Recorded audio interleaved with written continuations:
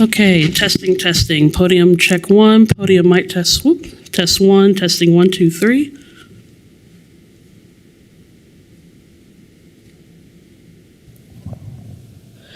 Manager mic test 1, testing 1, 2, 3. Manager mic test 1, 2, 3.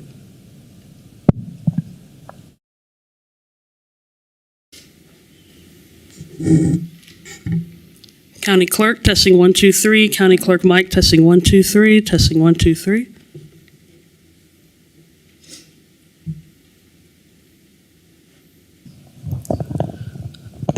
Attorney mic testing 1, 2, 3. Attorney mic testing 1, 2, 3.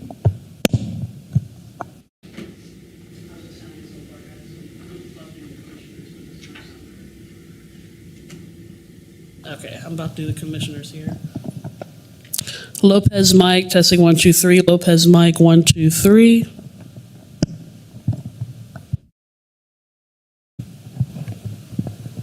Dennis mic testing 1, 2, 3. Dennis mic 1, 2, 3.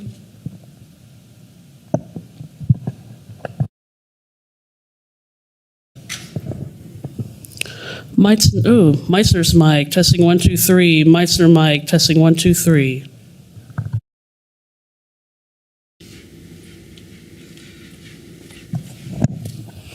House mic testing 1, 2, 3. House mic testing 1, 2, 3.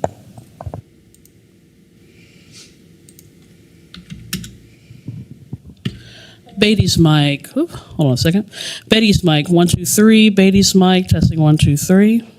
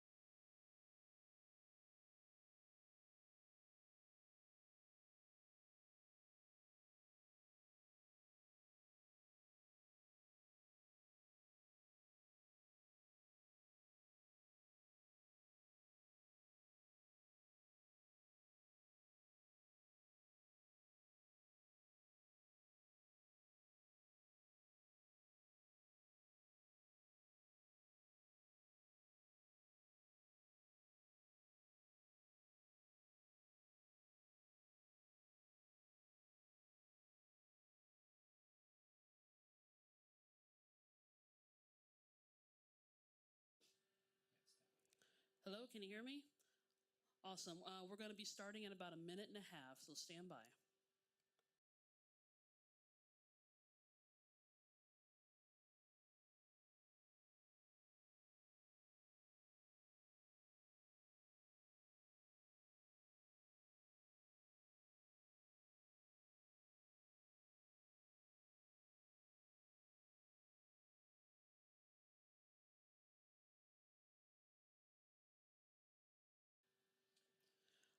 All right, we got 1 minute. Stand by.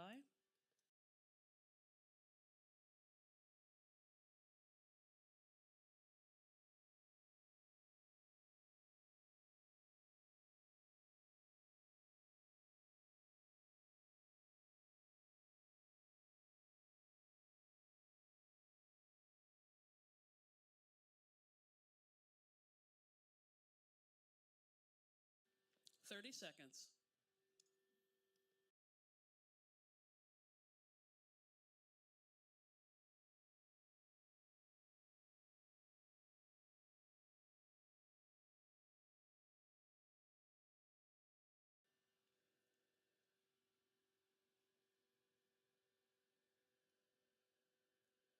Okay, here we go. 10, 9, 8, 7, 6, 5.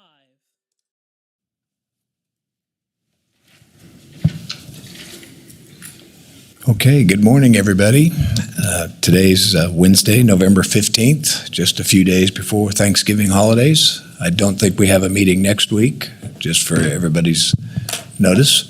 But anyway, welcome everybody, those here in attendance and those watching on Channel 8 and KPTS, YouTube, Facebook Live.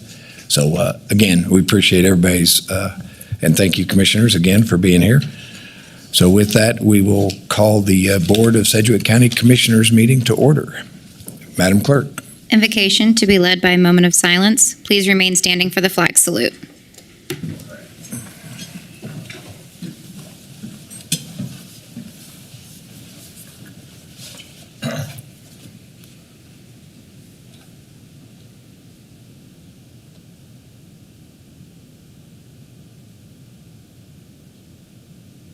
Thank you. I pledge allegiance to the flag of the United States of America and to the republic for which it stands, one nation, under God, indivisible, with liberty and justice for all.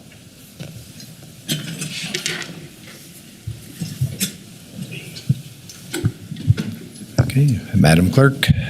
Roll call. Commissioner Lopez. Present. Commissioner Dennis. Present. Commissioner Beatty. Present. Commissioner Howell. Present. Chairman Meitzner.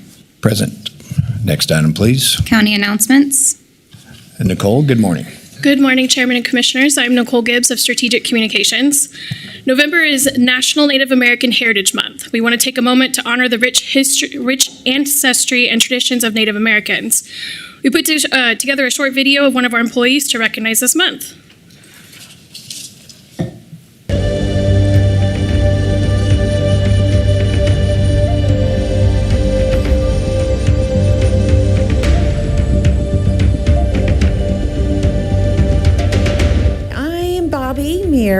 And I work for the Informational Technology Services. I'm here with Sedgwick County and have been here 19 years in April. I fix computers when they have hardware or software issues, and I also sit on the help desk and answer phones. Mostly the customer service, because I love helping people, and when you get something fixed for them, it makes you feel good. You become family, and it really is that with Sedgwick County. I think it shines a light that we do have Native Americans here in Wichita.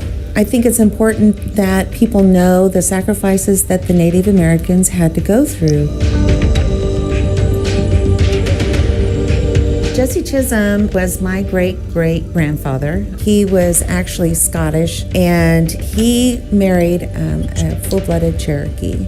That trail was given saying we're going to take Jesse Chisholm's trail because he was a trader, and he knew the best places to camp. He knew the best places that had water. When the cattlemen started driving their cattle through, they said, we're going to use Jesse Chisholm's trail, and it became the Chisholm Trail.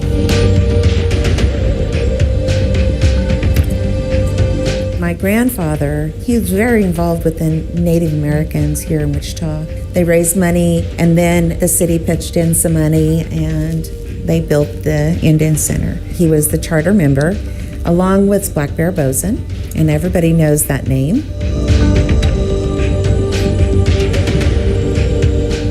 It's like going to church for us. The songs that they sing, they're praying to the Lord.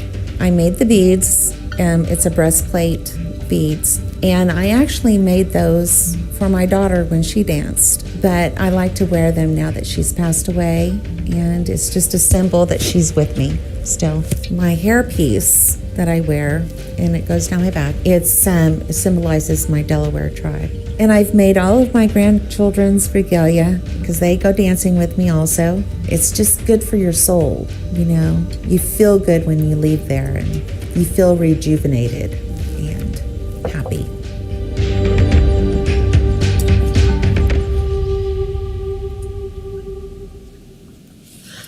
We appreciate Bobby telling her very interesting story. Yes, very interesting. All right. The Metropolitan Area Planning Department is hosting a solar power town hall this Thursday, November 16th, at the Sedgwick County Extension Office. The event will start at 4:30 p.m. and focus on the potential for commercial solar energy. A presentation by the Planning Department will start at 6 p.m. with opportunities for the public to ask questions and share feedback. You can learn more by visiting sedgwickcounty.org/solar.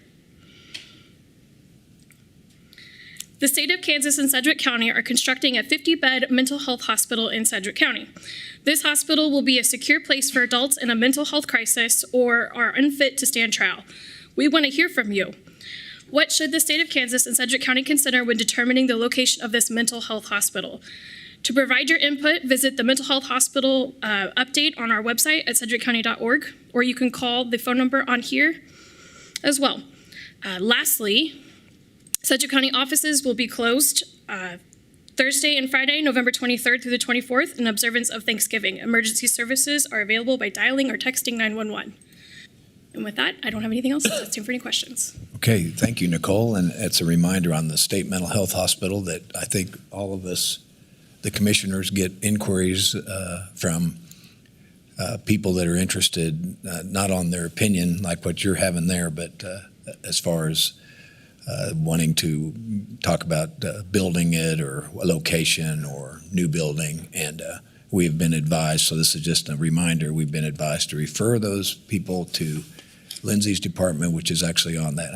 You have that prominently displayed on our Facebook page, and I've referred that to a number of people, and it's very helpful. And so just a reminder, because there's strict rules around ARPA and this money that's being used that really prohibit us as a commission to be directly involved in any of that pre-talk and during talk stuff. So Yes, there's a large icon on our website on the homepage. If you scroll down, you'll see it there. It's purple. Right. Having technical difficulties with my keyboard, I would show you. But you can also find news information. We put updates of every meeting that we have on there. And there's also a link to the survey. Okay. Again, that's at sedgwickcounty.org. Yep. Thank you very much. Okay. Any questions, comments? Yes. Yes, I'm sorry. Thank Commissioner you. Lopez. Well, I was going to mention that all that information is on our website. So anything, if we have anyone reach out to us, I would just ask that we refer them to the website so that way they have everything that we have. And the survey I want to hit on is really important because that's what we want the community to participate in, because as we make these decisions on where this facility is going to go, you have an input on what you don't want it to be around or what you do or kind of locations. And so it's just a great way for us to get that information from our community now before we really make any of those decisions. So please fill out the survey if you can. I'll be sharing that on my socials as well. We have this in Spanish too, so it will go out to everybody. But if you have any questions, please don't hesitate to reach out. Thank you. Okay. Any other questions, comments? I don't see any. Thanks again, Nicole. Appreciate it. Thank you. Okay. Next item, please. Public agenda. We did not have anybody sign up for public agenda, and I don't see any public agenda requests, so we will move on to the next item, please. Proclamations. Item A, proclamation declaring National Adoption Month.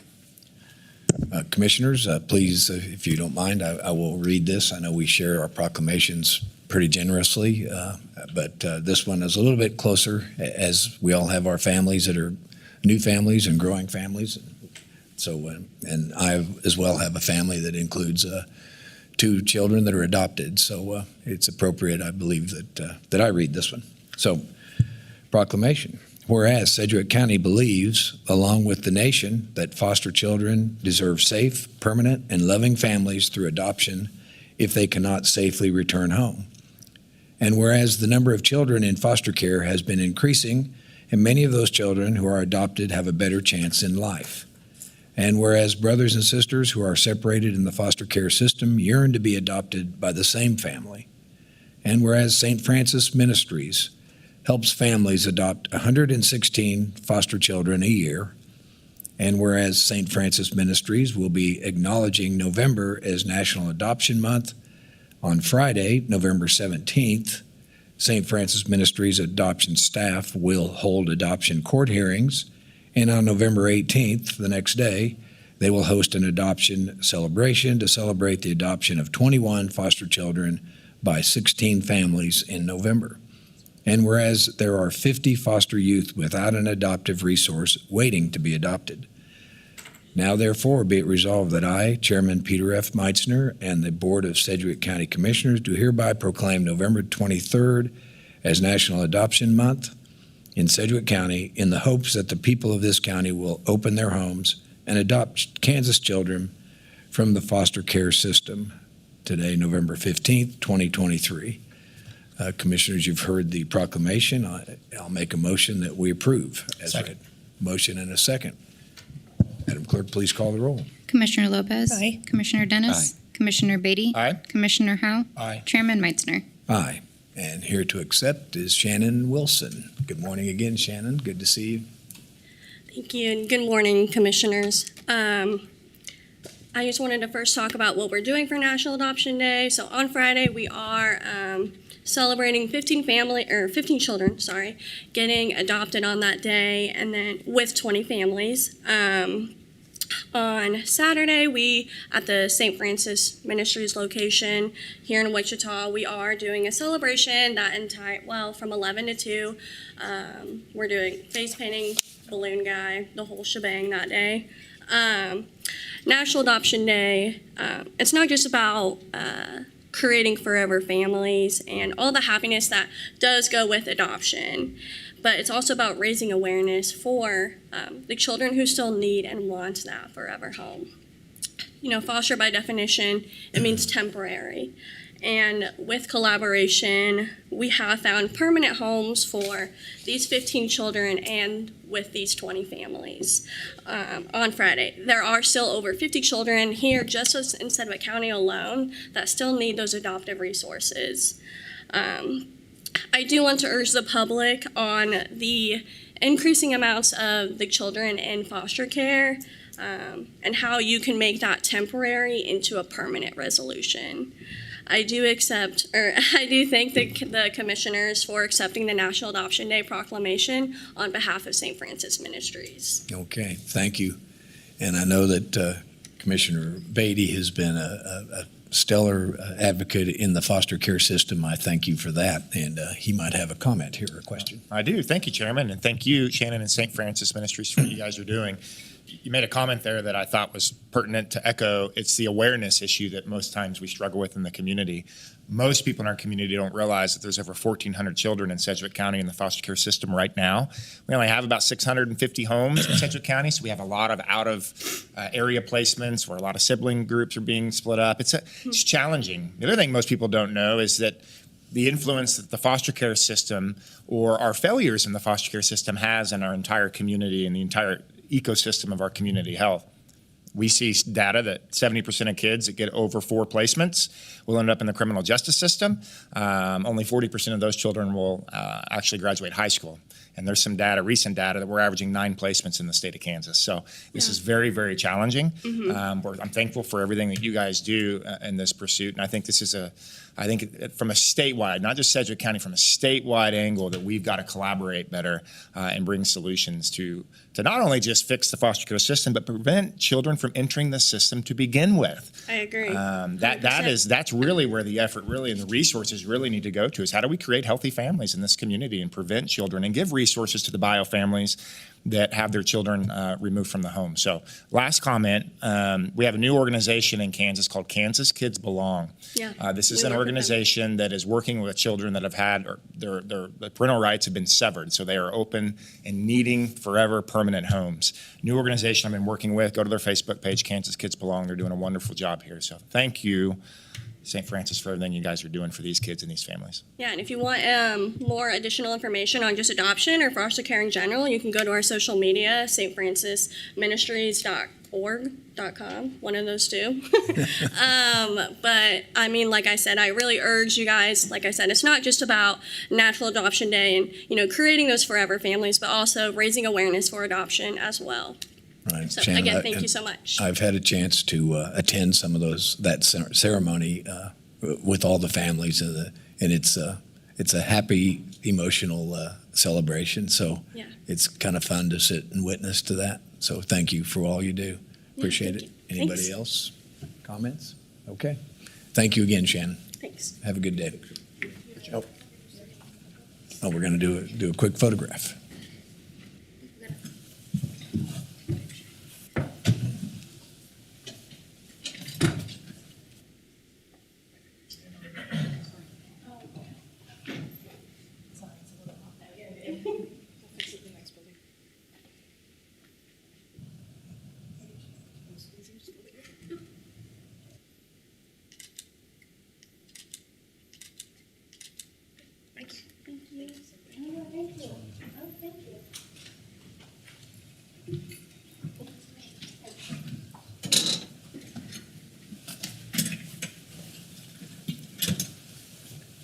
Okay, thanks again.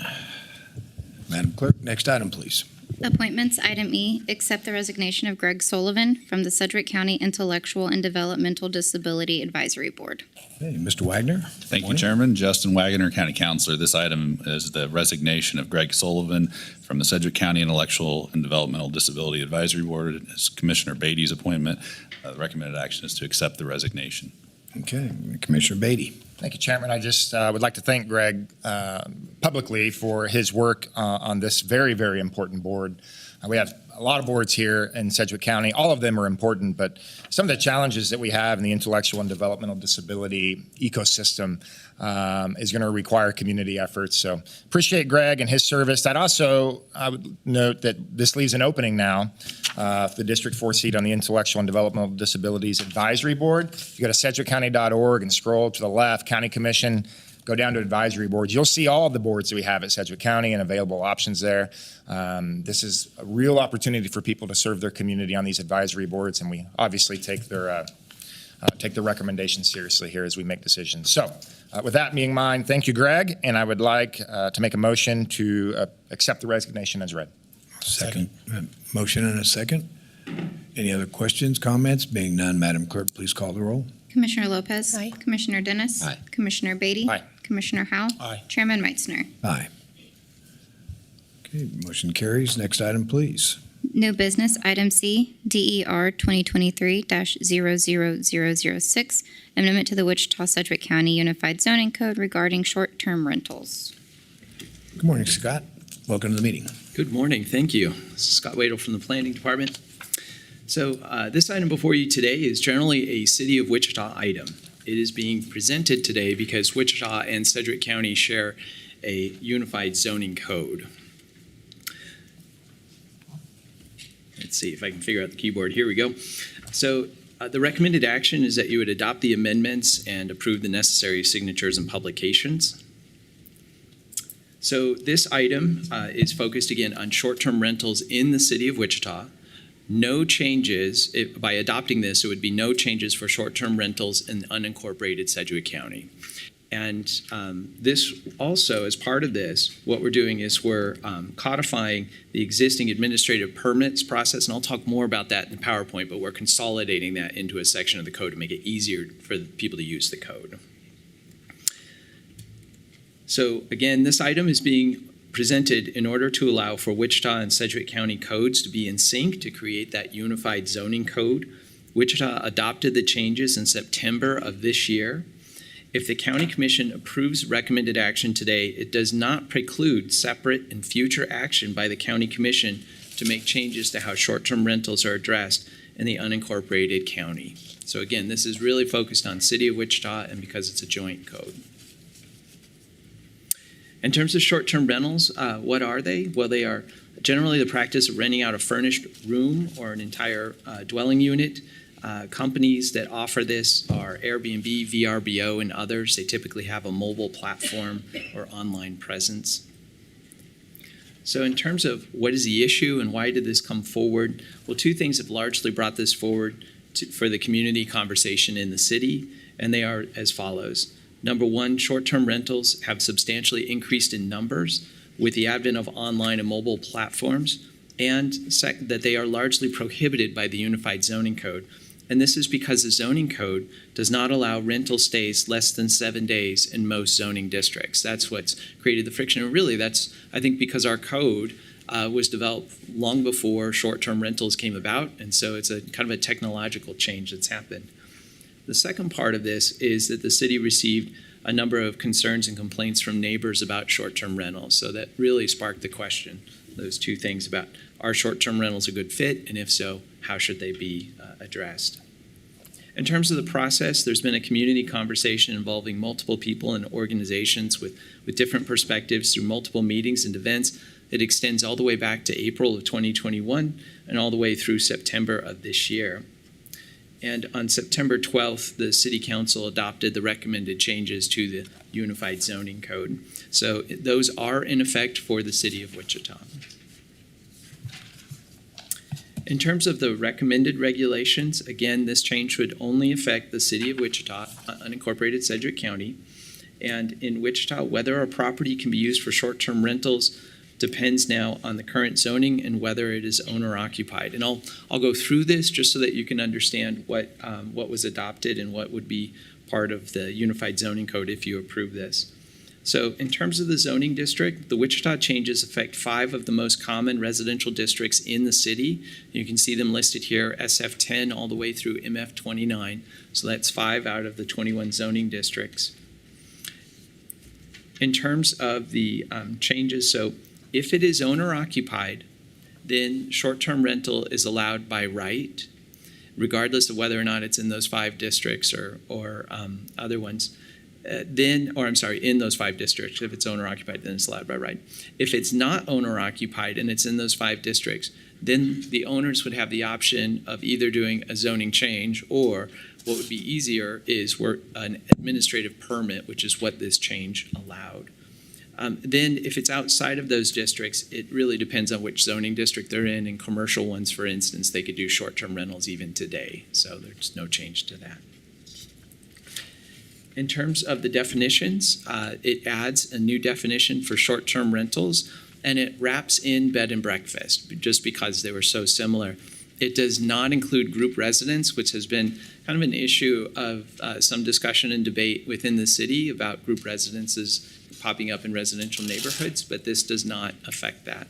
Nor does it combine hotel or motel, so you can't get permission to do a short-term rental and then suddenly open a full-on Days Inn or hotel, motel of some type. In addition, RVs are not permitted. I'm a big fan of Airstreams, but unfortunately, they're not permitted. And part of that is because they're not allowed on residential properties long-term anyway by the code. The short-term rentals must be licensed, and they must be in compliance with all the applicable codes. Short-term rentals would be allowed again in the 5 districts that were pointed out. They could be approved by administrative permit, so therefore it wouldn't have to go to MAPC. And the process does require a letter of notice to abutting and contiguous properties. So there is a 14-day protest period where the owners of those abutting and contiguous properties can submit a protest of the application. If more than 50% of the owners of those properties submit the protest, then the application would become a conditional use application, would go to the MAPC, would go to the city DABs for review. Here's an example graphic just showing what we mean by abutting and contiguous.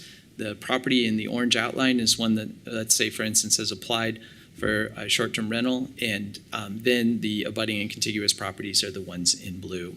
And again, this is hypothetical. We just picked out a random property to illustrate that. In terms of owners of record, this is very similar to how the protest process works for regular zoning cases, in that in order to be considered an owner, all the people who are listed on the title as owners have to sign the protest petition. So if it's a husband and wife, you can't just have one, you have to have both. So just showing that that's consistent. This slide, what this is illustrating is that in this case, a church owns 3 properties that are abutting and contiguous to a hypothetical application site. In this case, the church would only count as one owner. Even though they own 3 properties, it's considered one owner. So it's a little bit different than how the zoning is done, but it was the most streamlined process we came up that we thought was a good fit.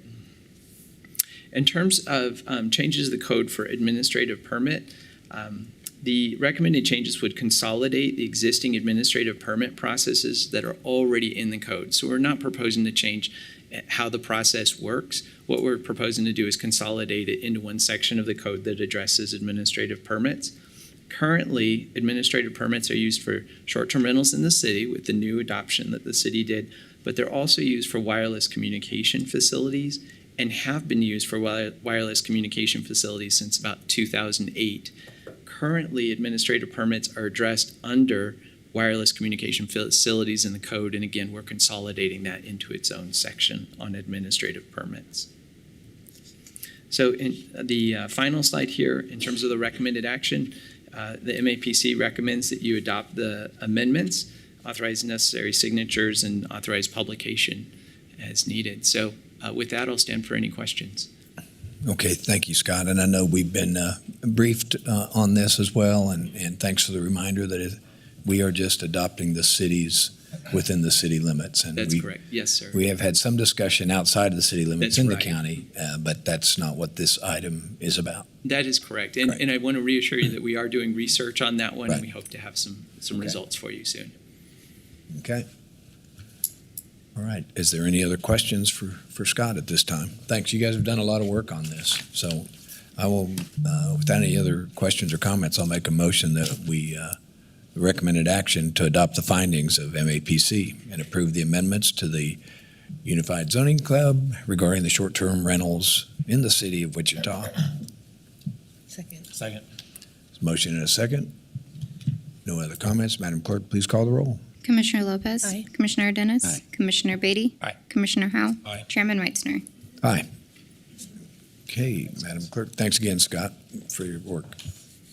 Next item, please. Item D, presentation of administration building options and purchase agreement of 250 North Water. Morning, Tanya. Good morning, Chairman and Commissioners. Tanya Cole, Assistant County Manager. I am here this morning to talk about the County Administration Building with a focus on 250 North Water. We have a time constraint on that particular building, and so my focus will be a little bit on that building. So, if you recall, last Tuesday at staff meeting, we had a team that talked about the County Administration Building and the options. That was a team of our on-call architect, Justin Graham with Schaefer, Andrew Diltz, our Director of Facilities, and myself. And we went through all of the options presented on the County Administration Building. We talked about the construction costs. We talked about the life cycle costs. This particular presentation this morning will be a condensed version of the staff meeting last week. So when I talk about the administration building, I always like to go back into history and why we are talking about a county administration building, and that goes back to 2017. And that was the need for space for our public safety entities, and that was District Court, DA, and Sheriff. And they had an urgent need for space. And so back in 2017, we were looking at approximately a total need of square footage for them for about 47,000 square feet, a little bit over that square footage. And so we started to go down the route of trying to find square footage for them. And so the commission made a decision in 2019 to start to find that space. And so we did that through basically building a small 2-story expansion on the adult detention facility. And we created space on the 2nd and 3rd floor of the county courthouse. In the county courthouse, that 2nd and 3rd floor, we moved in the DA, and then in that small expansion, and then about a 5,800 square feet space on the 1st floor of the inmate visitation space, we were able to move sheriff's operations out of the 2nd and 3rd floor of the courthouse, and we moved sheriff into that space. And so that was a project that totaled about a little bit over $6 million. And so that was kind of a phase 1 of starting to move public safety out of the courthouse and into some space. Then in 2020, COVID hit, and courts kind of stood at a standstill. And so what happened was we started to have court backlog. And so what happened in 2022 is the courts came to us and said they really need some additional judges and additional courtrooms. And so we were able to satisfy that need of giving them additional courtrooms, a total of 4. And so that was 1 courtroom on the 7th floor, 2 courtrooms on the 8th floor, and 1 courtroom on the 9th floor, and additional appellate space on the 11th floor for 3 magistrate judges. And then we were able to give all of the 2nd floor and all of the 3rd floor to the DA. The ability for us to be able to give them courtrooms and the ability for us to give them space on the 2nd and 3rd floor was done by taking all of the administrative offices out of the courthouse to give them space. And we did that by taking all of the offices out and moving them into the current space that we're in, and that is the Ruffin Building. We also were able to give them 1st floor traffic courtroom, which was a desire that District Court had, and we did that through COVID response funding of $1.17 million. Going back up to what I talked about, the additional courtrooms and the remodel space of 2nd and 3rd floor for the DA, that was a project budget of $9.3 million. And then again, speaking to all of the administrative offices that came out of Ruffin. We started that in June of 2022. We finished that in October of 2022, and then we did move human resources out of June of 2023. Okay, so our need for county administration space, you've seen this before, of course. Total building tenant area is 61,000 square feet, and then you add in gross area, that's circulation space, which includes mechanical rooms, stairs, elevators, restrooms, public corridor. We're looking for a total of 84,400 square feet. So what we presented to you last Tuesday were building options. We talked about the lease long-term in the Ruffin building. That's 51,000 square feet. That's what we're currently in.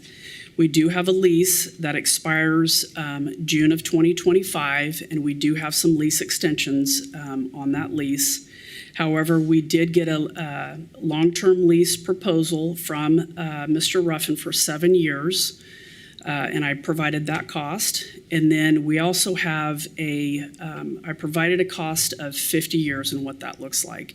I didn't get that from Mr. Ruffin, but I did cost out what a 50-year long-term lease would look like. Existing building, and I'm going to get into that a little bit here in a minute. That's at 250 North Water, and we commonly refer that to the Murfin building. Murfin building is just a little under 80,000 square feet. And then we talked about the addition that we would add on for the BOCC room would be 5,476 square feet. We do have a purchase agreement right now for $7,750,000. We are in the due diligence period. That's both seller and buyer due diligence. That's until November 30th. So that's the time constraint I'm talking about. And then as part of that purchase agreement, there is a closing of 270 days. So we would close after the due diligence, the closing would be 270 days. And then I talked about the new construction options, which is the 84,400 square feet. And then there was a less square footage option, 62,200 square feet, that would take out the treasurer, the register of deeds, and the county clerk, and we would move them into the Reagan building. And again, that came out of a Baker-Tilly report, an efficiency report to put them into the Reagan building for efficiency. Okay, so now I'm going to focus on the Murfin building again. So this is 250 North Water.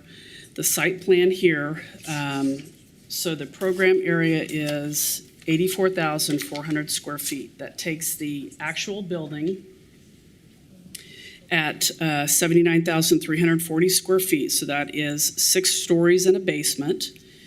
And then the commission meeting room, that is a standalone building that we would build at 5,476 square feet. The parking there would be 194 that we would get. Again, that would be by demoing the building at, I think it's 221 North Main. We would, they would demo that building and we would add additional parking at that spot. So employee parking would be 157. We would reserve some parking there at 19 spaces. And then we would have guest parking, a total of 18. So I'm going to keep mentioning this, and I don't mean to sound like a broken record, but today's meeting, again, has the time constraint due to the due diligence. And so I think today's meeting is to decide whether or not the commission believes that Murfin is a good fit for the county admin building. And so just to recap, the existing building option for Murfin, 6 stories, constructed in 1983. It is business occupancy. Floors 1 through 4 is occupied, and floors 5 and 6 are vacant. As I mentioned, 221 North Market would be demoed, and the due diligence ends November 30th of 2023. We did discuss at staff meeting that Schaefer did do a full building evaluation and assessment, and I went through all of the folks that did participate in that building evaluation. As well, they did do a block diagram so you were able to see how those departments would fit on each of those floors. And so this is the end of my presentation. I'm happy to answer any questions that you might have on any other options, but I do think that the focus today was on this Murphin building. And if you need me to go back to anything that I presented at last Tuesday's staff meeting, I can certainly do that. Okay. Thank you, Tanya. And I think for the public's benefit, I guess it was good that you kind of updated all the options, but it's kind of a convoluted agenda item because we're really not making a decision on those today. We are making a decision on a go or no go on the 250 building. So anyway, it looks like there's probably some questions or comments. Commissioner Howell. Thank you, Mr. Chairman. I don't actually know your history before you did what you're doing today. You do a great job. But curiously, back like in 2013 or so, were you involved in the facilities discussions at that time? I started 2012 in project services. Do you recall discussions in 2013 regarding an admin building back then? I do. Yeah. It's interesting. I went back and looked in our budget books, and again, I found the discussion, I think it was initiated in print at least. It may have been discussed outside those budget books, but the budget books do reflect, if you will, challenges and future plans and things like that. All kinds of things are in there. And in 2013, there was a significant addition to the CIP, which was an admin building. And even at that time, this was triggered, if you will, by the Supreme Court. And it's interesting. I was actually in the legislature when this happened, and the courts changed the way they do court assignments, and consequently, they said we had to have more courtroom space, even back in 2012 is what their decision was. And so we've been working on this since then. Me personally, I would be happy to find a building that's not in the downtown footprint, although I've conceded that. I think my colleagues have spoken very loudly that they believe this building should be in the downtown core. Now, again, this building is located at 250 North Water. Is that a desirable location in terms of where we're looking for buildings? Is that building in an area that we think is what we've been looking for? Yes, I think that we have, I think the commission has settled on trying to be in the downtown area, and I do think that 250 North Water fits that. It's interesting, back in 2013, they actually were articulating a slightly smaller price tag, but they did talk about a slightly smaller building as well. And so this building we're considering today is 84.8, and our goal today with the is addition of 84.4. the commission meeting space, yes. And our goal was 84.4. A couple of changes. This one would have a cafe or some type of a food options for our employees and visitors. Although this doesn't have a records management area, records storage area, we'd have to deal with that problem somehow.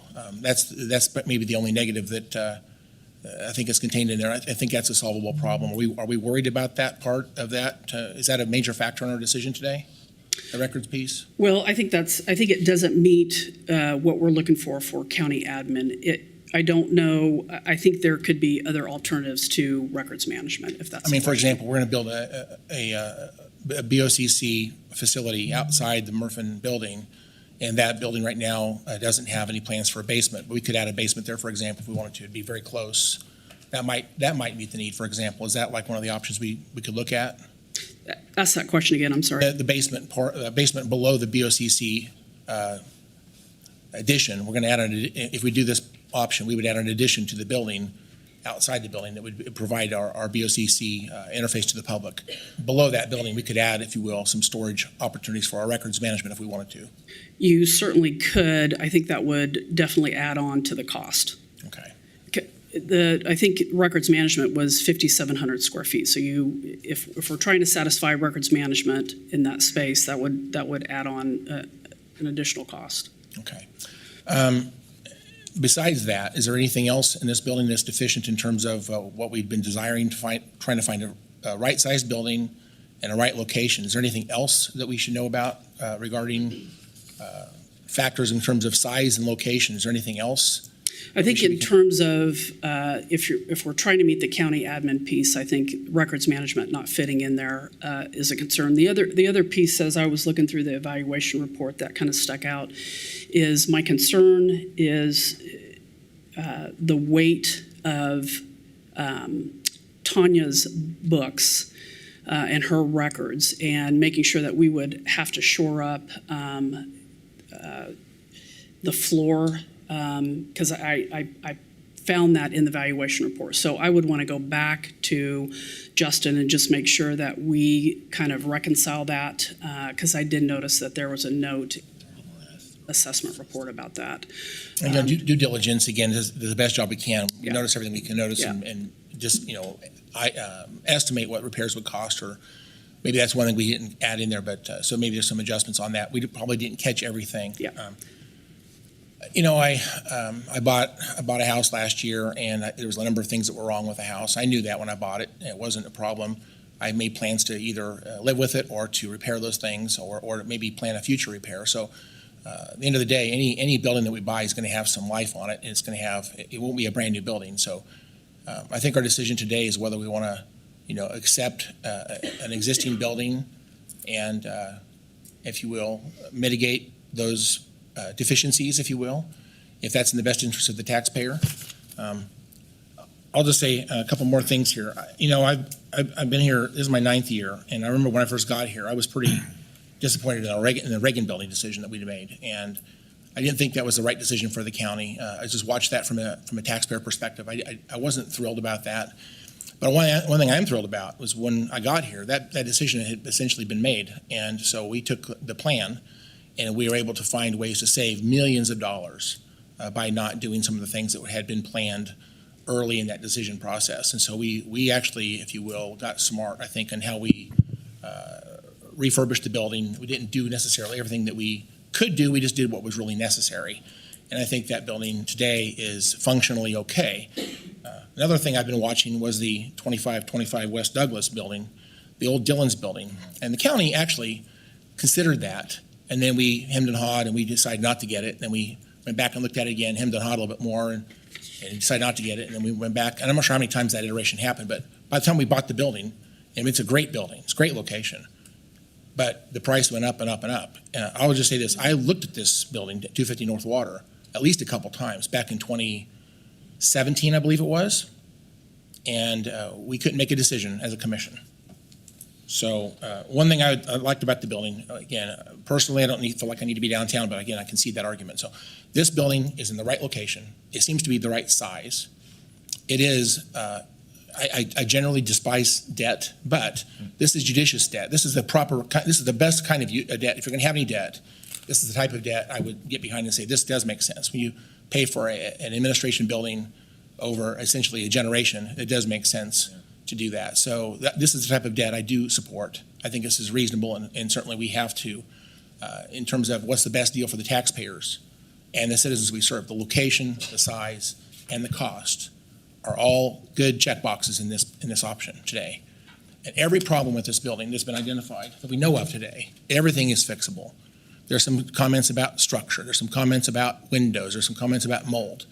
All those things can be mitigated, and please correct me if I'm wrong, but all those things are all repairable issues, and maybe current issues, but that doesn't mean we would move into the building with those issues as they are today. We would fix those things. Am I right about that? If we did this? You're correct. Okay, and that's altogether about $12.9 million to get the building ready for our use.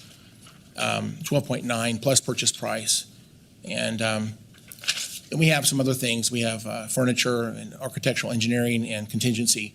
You get all said and done, you look at that option versus the other options. It is significantly cheaper, less expensive. So I would argue, again, great location, properly sized. The building, again, is not a new building, but we can fix every problem that it may have. And it meets all of the needs. And in my opinion, it's the best deal for the taxpayer. And I think after me being here since 2015, we've talked about it since I've been here, this topic got a lot more pressure in 2017. And again, I'm not the one that wants to slow this down. I want us to move forward. we have an option today to settle this once and for all. This is a good option for the taxpayers. It's a good option for the people we serve. It meets our county's employees' needs. And by the way, it's a beautiful building. I think it's a great location. So it checks every box. And the other options today, of course, this extended lease. And again, looking at the costs, I handed out a matrix that captures all the data that's in your PowerPoint, and I've shared this with our staff so that you guys can see. And I've had staff verify my understanding. But in every single case, if we stay where we're located currently, it might lower our costs this year and maybe next year, but eventually it's not the best deal for the taxpayer. And to build a new building is no question more expensive. So again, I like shiny new things. We all like shiny new things. But I really want to say that the government needs to be thoughtful about how we conduct our business. And so I think we have an option today to move forward. I would like to make a motion to appropriate time. I'll stand for other comments and questions. Maybe I need to answer some other ideas here, but I do think we have an option today for us to move forward finally and get this behind us. Thank you. Okay. Commissioner Dennis. Thank you, Mr. Chairman. Appreciate it. First of all, Tanya, thanks to you, Andrew, all of the different folks that we've had working on this. I know since I've been a commissioner, sworn in 2017, in January, we've been talking about this ever since I've been sworn in, and we've looked at numerous options. But the one thing that we have to remember as we move forward is that it's not just our staff that we are trying to relocate, it's also other electeds that we're trying to relocate. So I think it's appropriate if we ask our row offices who are also affected by this move what their thoughts are on the entire process. I know we have 2 out of the 3 in the audience today, and so I didn't know if they'd like to speak today.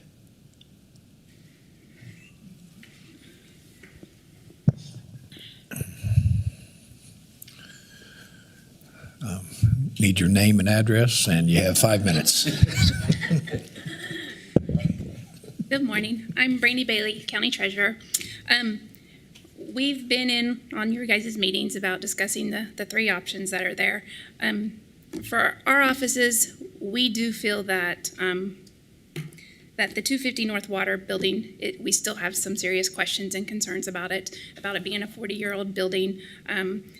All the space needs, you know, we talked about records management not being there. We feel like that's an important piece. I'm glad you kind of brought up the issue with Tanya's her books and records, because that's a concern as well, is about the weight limit of her books.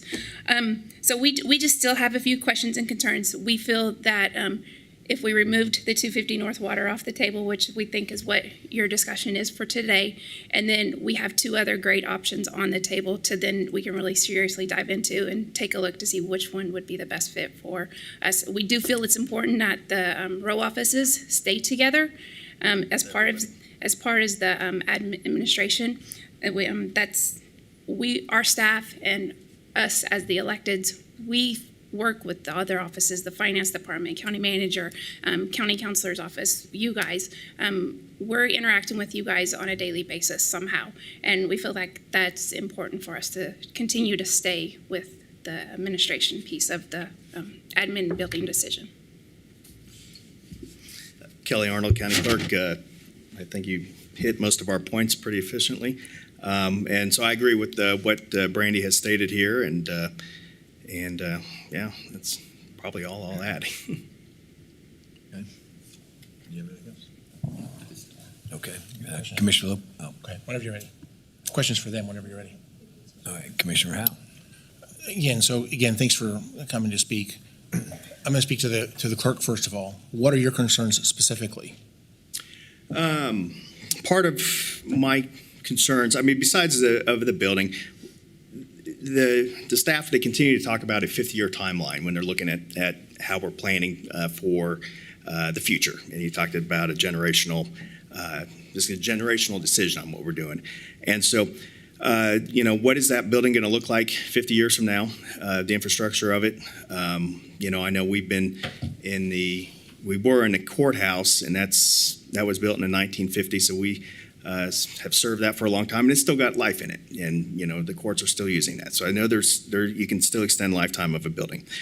Part of my concern of my office as well is the efficiency of the office of trying to fit our offices and our needs into a building that's already there versus building a building around our efficiencies and our needs of how our offices work.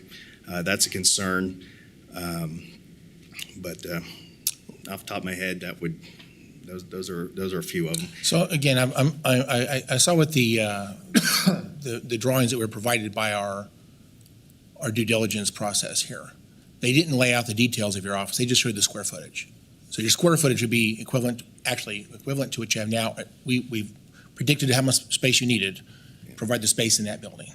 In terms of the age of the building, I don't know why someone who uses an office space cares about details like how old the building is. Again, the courthouse that we currently use, as far as I know, we have plans to use that building forever, as far as I know. But it's already 70 years old. It was planned probably 80 years ago. And at the end of the day, you take care of it. It meets our needs. Again, the taxpayers want us to be careful with their money. The age of the building is not important as long as you take care of it. There's lots of folks that live in homes that are older, but they've been modernized. This building will be refurbished with a $12.9 million refurbishment budget. So the elevators will be new, HVAC will be great, the carpet and paint will be nice, it'll be configured the way you want it. The age of the building, the structure, the bones inside the walls don't really matter. I'm trying to understand what your opposition actually is, because you've yet to give me an example of something that says this is going to be a problem. Now, the treasurer talked about the weight of her books. I'll talk to her in just a moment. But for the clerk, it's an office space for your staff to do what they do. They need computers, they need desks, they need places to do their job. And we've provided, if you will, in this plan, enough square footage for you to do that. So what exactly is the concern? Well, I've stated a few of them, and that's ultimately, at the end of the day, this is why it's your guys' decision to do its best. So. Well, again, I appreciate your input. Again, if it was something significant, I would want to hear that. But I've not heard anything significant. And I'm not trying to be offensive. Yep, I'm just trying to be loving to you, my friend. But at the end of the day, we have to make a great decision today, and I don't want something to be misunderstood like it's a big deal when there really hasn't been something clear. I'd like to talk to the treasurer for just a moment. Now, you mentioned the issue of the weight of the books. I'd like to ask Tanya so I'd like to ask Tanya just a minute, but is that something we can mitigate? Can we strengthen that floor to handle that weight? I'm sure we probably can. I have no idea. I know it had to happen here at this office when we moved over here, but as far as going on a second level floor, because I think that's where her office would be located in the design that we saw the other day. So I can't speak on that. I'm not in that position. And it might be that the treasurer might need to be lower in the building because of, again, I'm not sure that our planner had known that detail. Maybe because the basement in this building is quite small compared to the footprint of the building. Yes. So possibly, maybe the treasurer has a greater need to be on a lower level. So I think this is something we need to, now we understand there's a concern. I guess my question is there a way to mitigate that concern so we can say, again, to save millions of dollars, is it possible we can actually find a way to solve that problem? So the taxpayers have what they need from us, and you have what you need in this building. So I think, again, the question is how do you solve the problem? We've articulated a concern, but we haven't actually found a way yet to solve it. But I'm not so concerned that saying it's not solvable. That's my question. So then you also mentioned the age of the building. I asked you the same question I asked Mr. Arnold. So I think when we were given the presentation the other day, they talked about the windows on the top two floors, about them leaking, and that they had leaked at the beginning, and then they've replaced those windows, but yet they still continue to leak and have condensation. So my question is can that ever be fixed? I mean, is the way the building is, can we find? So that's just some questions I have there's been some things that have been identified that I think listening, my understanding, and I could be misunderstood, but is that they haven't been able to be fixed, and they've been tried to fix the items. I'd like to ask our facilities people that question and find out is something that we can fix and be assured that it's fixed correctly. And people build buildings they build buildings like this all the time.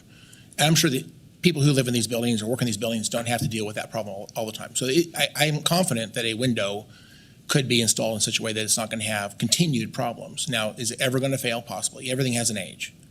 But again, your concerns are things that, in my opinion, are fixable. So again, as long as we mitigate the things you just talked about, the windows and the weight of the books, is there some concern about the age of the building? I guess just it being an older building, if we want to stay in this for another 50 years, we're coming in this with what the size is that we need at this moment. Whereas, in 50 years, who knows what's going to happen with the county and how much we might expand and how many more staff we might have. So is it ability for us to growth? Whereas if we were, for example, to build a new building, we could possibly add on in the future, where this one is with it being such an older building, is that a viable option going forward? So, or if we look and we take into growth into consideration now, maybe we build a little bit bigger of a building at the moment, so that way we are ready for growth in the future. So that's, I'm looking more towards the future and where are we going in the future. I don't want to just find something where it fits our needs at this moment. I think it's important we look at going 50, 100 years from now. Let me respond to that, and I'll stop talking, and I'll get you. The building we're in right now actually had plans for expansion. I'm sorry, the county courthouse had plans for expansion, which we apparently have decided that's not an option now. The new building that we're talking about, 3rd and Main, right now, there's been no discussion about making that such that it could be expanded. That's never been a discussion up to this point. That's a slightly smaller building than what we're talking about at 250 North Water, by the way. So if we have a new problem of space challenges going forward, those problems will be dealt with when they happen. And by the way, since I've been here, every single year we move things around. The appraiser's moved. We're talking about moving the election office right now. There's lots of dynamic changes that happen as our needs change. We don't know the future, but we do know what we need today. And the question is, today, if we were to build a building at 3rd and Main, it's much more expensive. And again, you have nice digs in this building, but it's also probably the worst deal for the taxpayer. So I'm very concerned about, the idea that we're simply going to continue with the lease. The county has not typically leased our buildings over time. We do that as a temporary solution. Generally, we like to own our buildings because I think it's better for the taxpayer to do that. So again, this is nice digs for your offices. This room, frankly, is substandard in my opinion. We do what we have to do here, but this is not what we would have in the new building, either building. And so at the end of the day, we're getting by in this building, but this is not the ideal location for lots of the offices, maybe for your offices. And so the idea, either one of these buildings may be right-sized for what you said your needs were today, but it doesn't necessarily provide anything for the future in either one of the options outside this building. I'll stop talking. Thank you, Chairman. Okay, and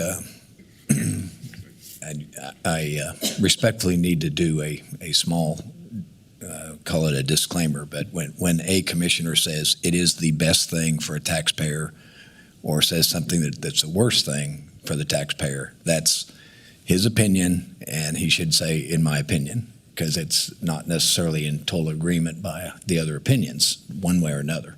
I'm just making sure that statements like that are very profound and solid, but they are one opinion. So small disclaimer. Commissioner Lopez.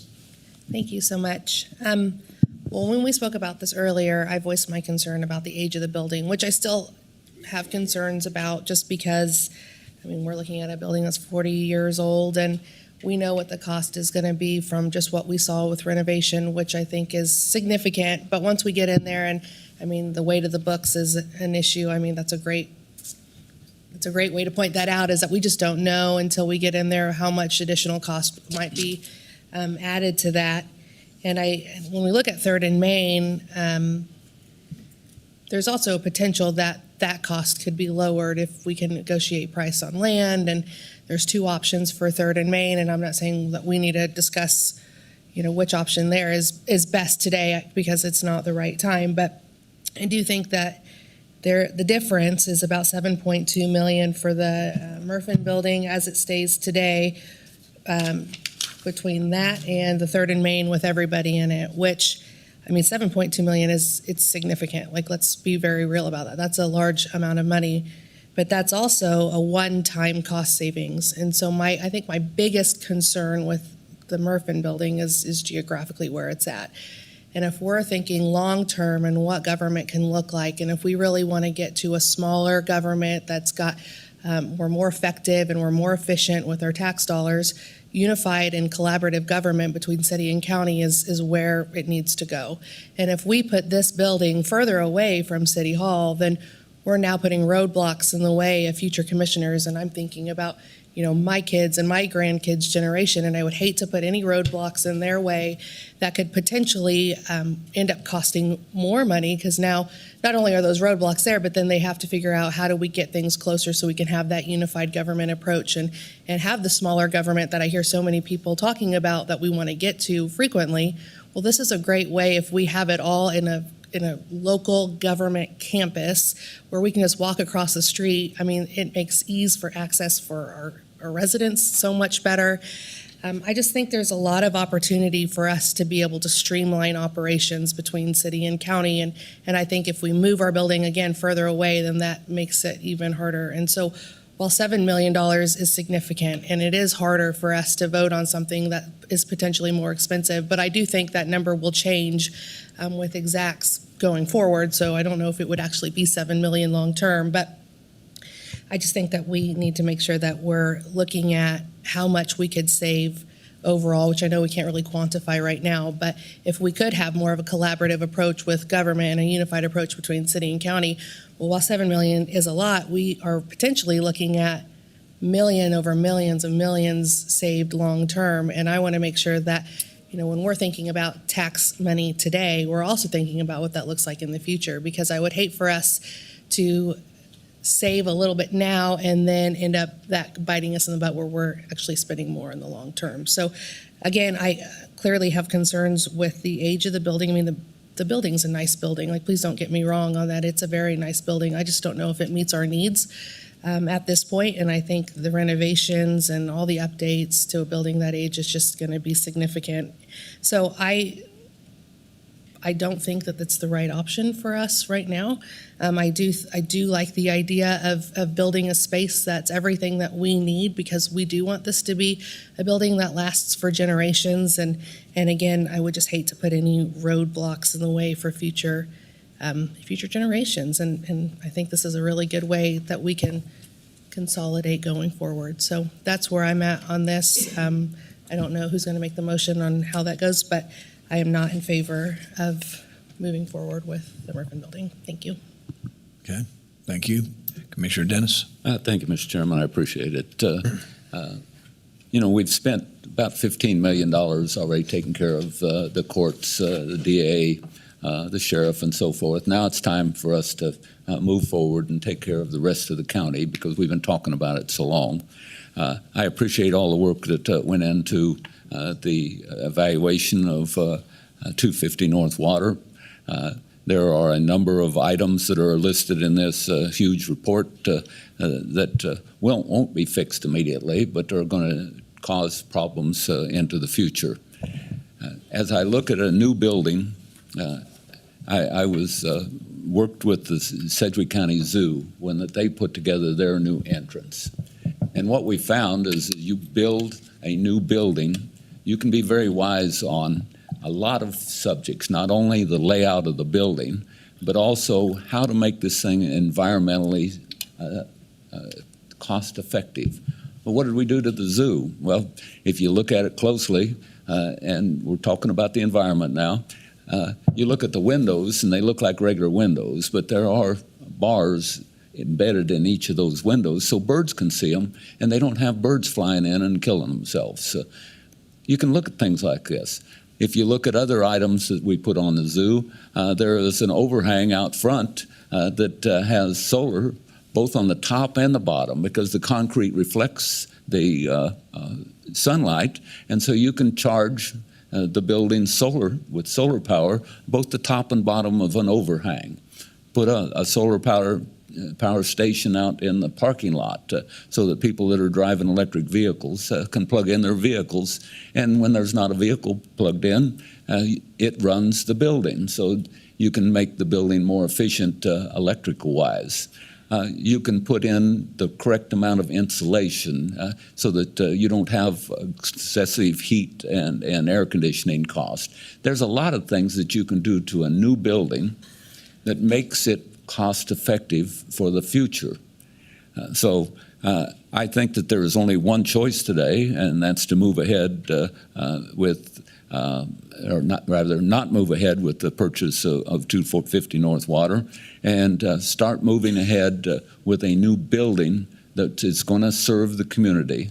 This is a generational issue. This is something that we are going to pay for now, but it's going to benefit generations in the future. We have to look at that.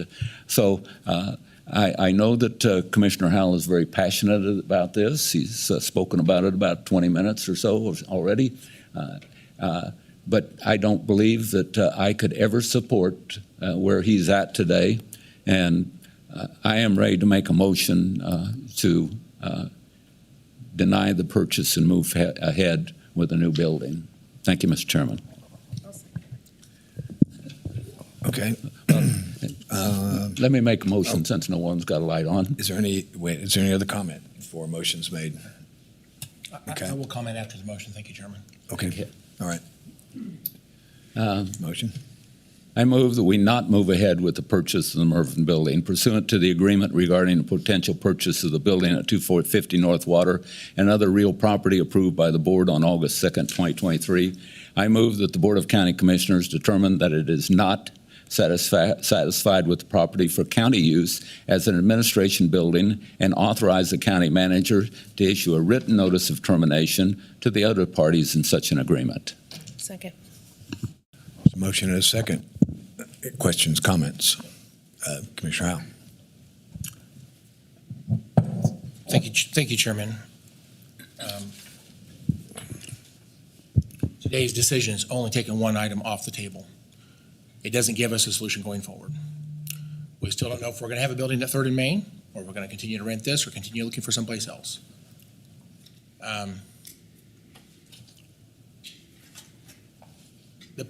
The public hasn't really examined the numbers the way I have. I talked about what's in the best interest of the taxpayer. Again, that is my opinion. I've talked to as many people as I can to get this message out, and I have never heard someone tell me yet they think we should build a brand new building. They want us to do our job and do it efficiently and effectively. I want nice facilities for the public and for our employees.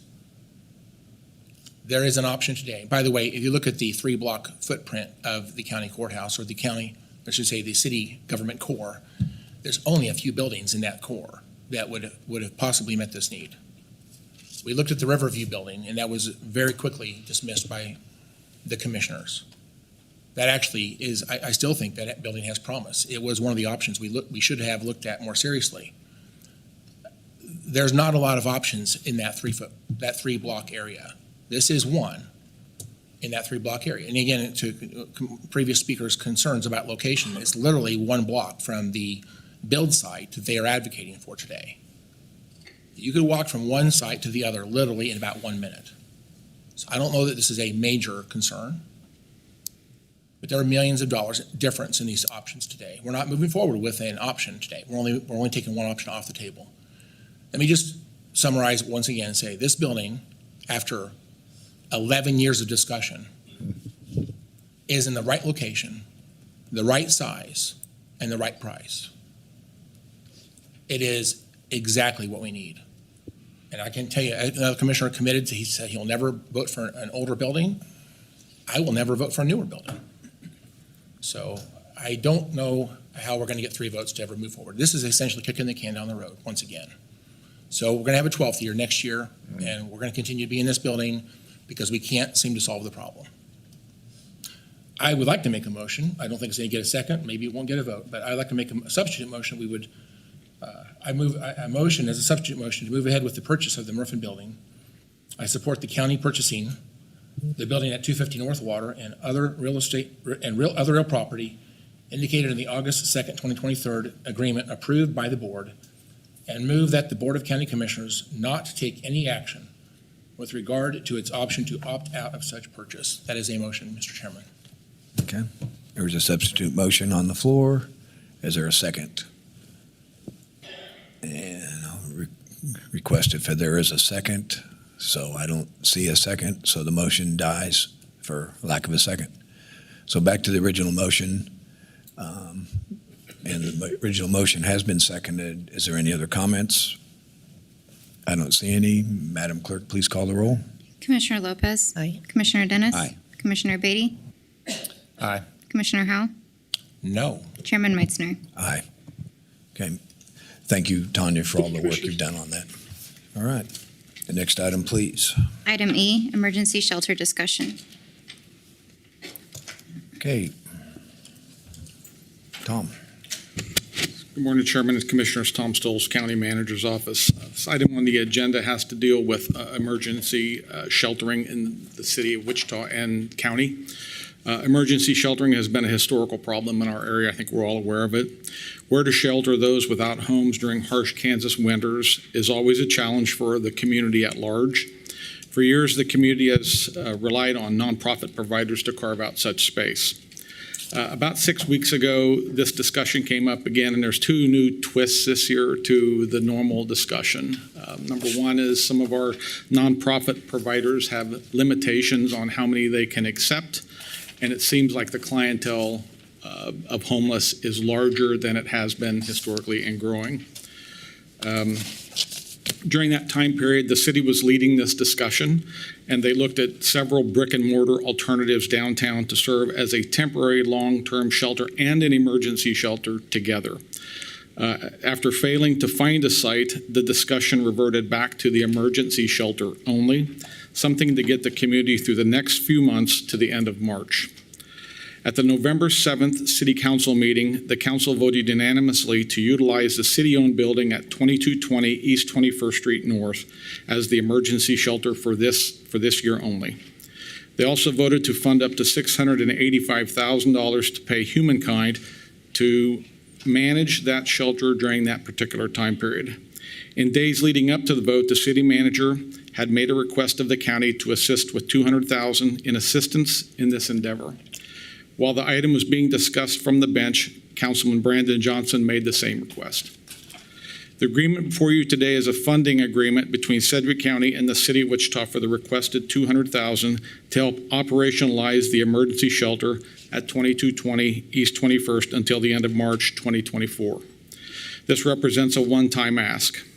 Further discussions regarding homelessness will involve the city, the state, private corporate partners, and the faith community regarding what is best for this community as we go forward. How that discussion plays out remains to be seen over the next several months, and will tax our leadership.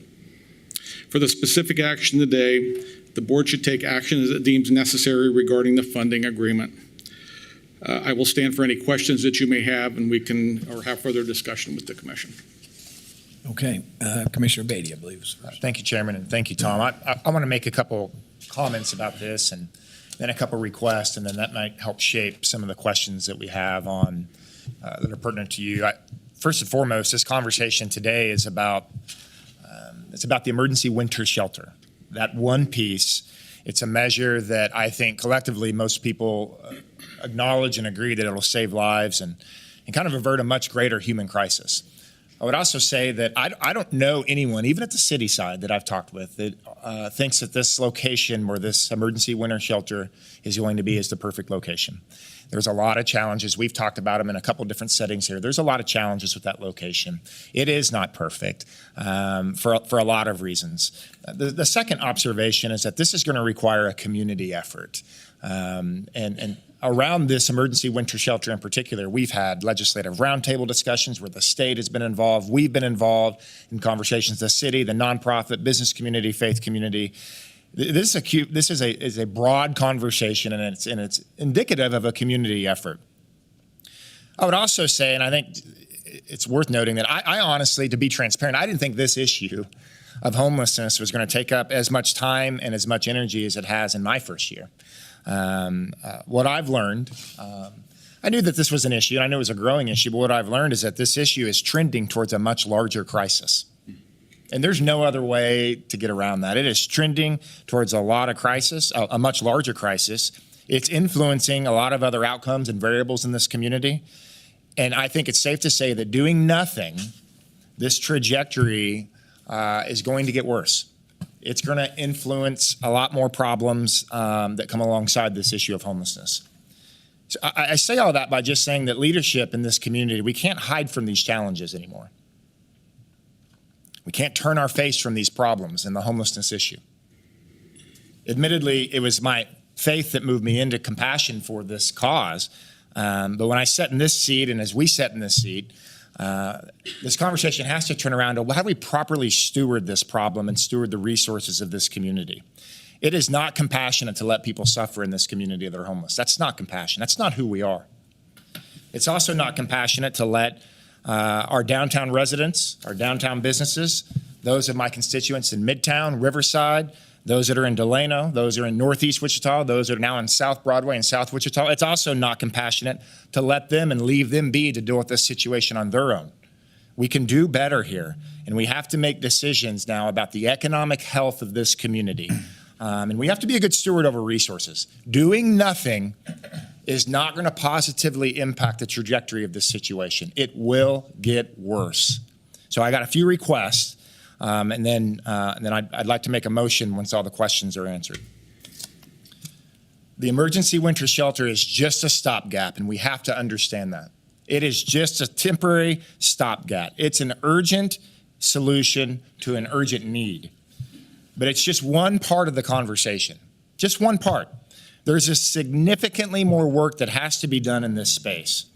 And if we pass this today, and we invest into this solution and say we're a community partner into this solution, then we're also compelled to sit at the table and help shape the outcomes that are coming.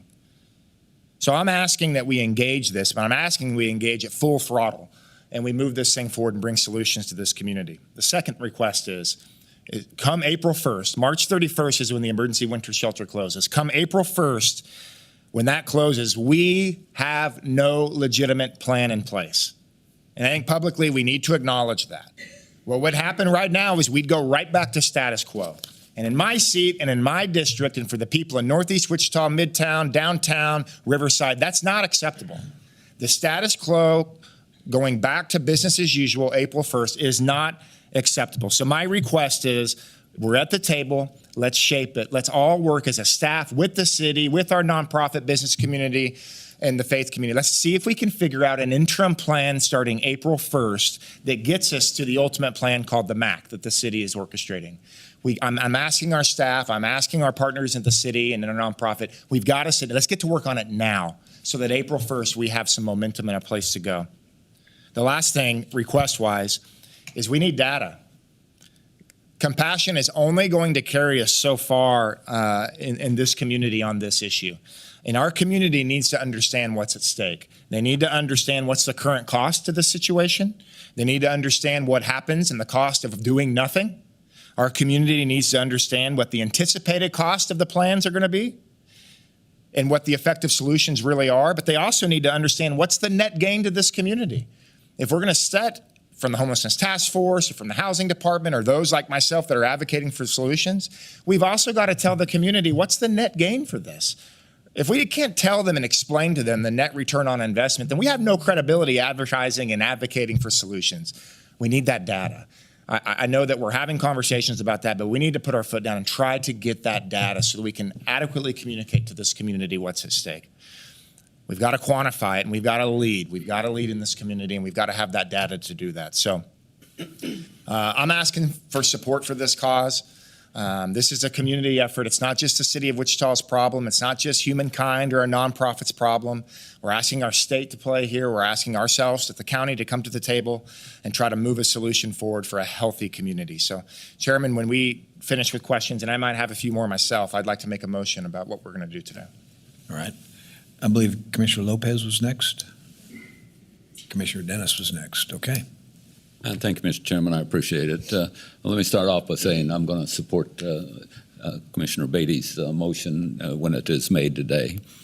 And the reason that I'm going to support it is I've read the city contract, and it's very specific that humankind has to provide invoices that are detailed invoices on what it's going to cost. And we're going to take roughly 29% of that up to $200,000 and support it. And the reason we're going to do this is because we are good partners. I'm not sure that this is our lane that we belong in. We take care of aging. We take care of a lot of different things. We take care of people that are in crisis. So I'm not sure that this is the lane that we belong in, but it's the lane we're in right now because there's an emergency. And last year, we had 46 people die on the streets. And as a Catholic, I can't live with saying that we're going to allow people to die on the streets. Remember, the whole purpose of this is an emergency. And that's the word that we need to make the public clear on. This is an emergency shelter. Unfortunately, it's a warehouse, and that's not the final solution. All we've talked about in the past are shelters like this that are warehouses. It doesn't solve the problem. We had 2 en bancs with the current city council, and we came out of both of those en bancs knowing that there was an issue, and we didn't work a single thing as a result of those. So I'm hoping, just as Commissioner Beatty stated, that we have a plan after this so that in April we don't just drop it again like we did after the 2 en bancs and nothing gets solved as we move forward. We have to look at the future. We have to look at the data. We have to look at what we can do to quit warehousing people and solve the homelessness issue. And that's what we're not doing with this, with the funding that we're putting in this. All we're doing is going back to the same old story on warehousing. I've traveled a number of times, 3 times to San Antonio, and look what they've done. Have we been able to move that ahead? No. We've got a MAC idea, and I'm hoping the city can move forward with that with the new city council. I have great hopes with the people that we just were elected. But again, San Antonio has a model. Then we all traveled out to Colorado Springs and looked at what they did. Colorado Springs has a solution. Similar. Very similar to San Antonio and similar to what we're looking at for MAC. So I sincerely hope that between now and April that we can come together with the city council, with the county commission, with the nonprofits, with the businesses, because we have to keep businesses involved in this. This is not a government-only issue. This is an issue for the community, and we need the community involved in this. So today, I will support this. It goes back to warehousing, which is I am opposed to, but it's the solution that we have to work with right now because we cannot have 46 people die on the streets of Wichita this coming winter. Thank you, Mr. Chairman. Okay. Okay, Commissioner Lopez. Thank you. Excuse me. Well, I want to thank both of you for your comments, and Commissioner Beatty, I really appreciate the passion that you have for this because, I mean, we're better than this. And like you said, Commissioner Dennis, we having people die on the streets is not something that I want to leave as like we just let that go. And so it's extremely important that we're having this conversation and that we are at the table to help in the way that we need to. When we had the en bancs before, the MAC wasn't in the works at that time. And so I think it's appropriate now that, as Commissioner Beatty stated, to start working again with the city in collaboration. And I think an en banc would be a great way to start some of that because now that there is that long-term plan, we are trying to figure out what's the interim in between and how can the county be at the table with that.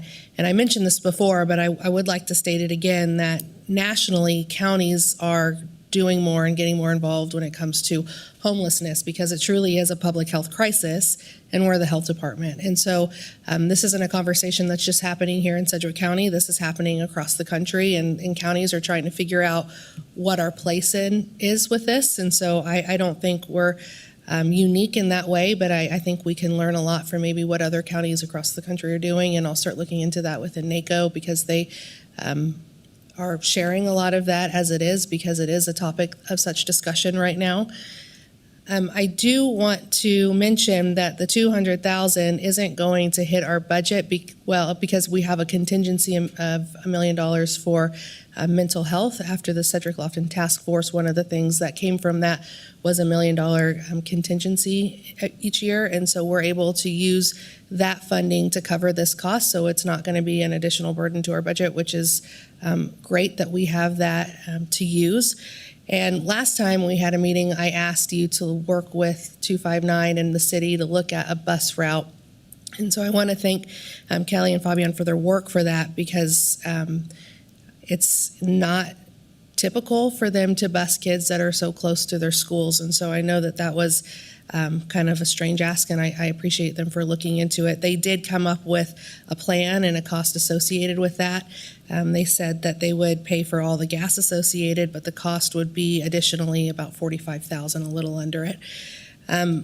Again, as this stands, this is a city initiative, and so I don't think that we can say we're going to go for that or help pay for half of that until we know where the city's at, just because I want to be helpful, but I don't want to step on their toes. And so I would like to hear what Brandon Johnson, what he thinks as it's his district, and kind of just see where the city's at. And if they're ready to do that, I would hope that we could get support and continue to use that contingency for mental health to fund that, so we can address one of the concerns that was brought up by this community. And so that's just one thing that I'd like to look at. But I would like to look at having an en banc soon. I don't know with the elections what the best path is, so I will let you guys figure that out now that that's over. But I think it's appropriate now that the MAC is in play, and we just need to figure out where that's at and then kind of find out what our piece is going to be in that interim plan. So that's and I'm supportive of this. Thank you. Okay. And Commissioner Howell. Thank you, Mr. Chairman. So I have a couple of thoughts here. First of all, I guess I'll say it front like Commissioner Dennis did. I will vote for this today. I'm very concerned, though, on our direction, what we're doing today. To Commissioner Lopez's point about funding, again, I think that may be true this year, but I think that we will have long-term challenges if they continue to think that the county is going to be equal partners or significant partners in the issue of homeless services to this community. One of the concerns I have right now is that it seems like there is an assumption that everything that we deal with in the community is a city and county problem.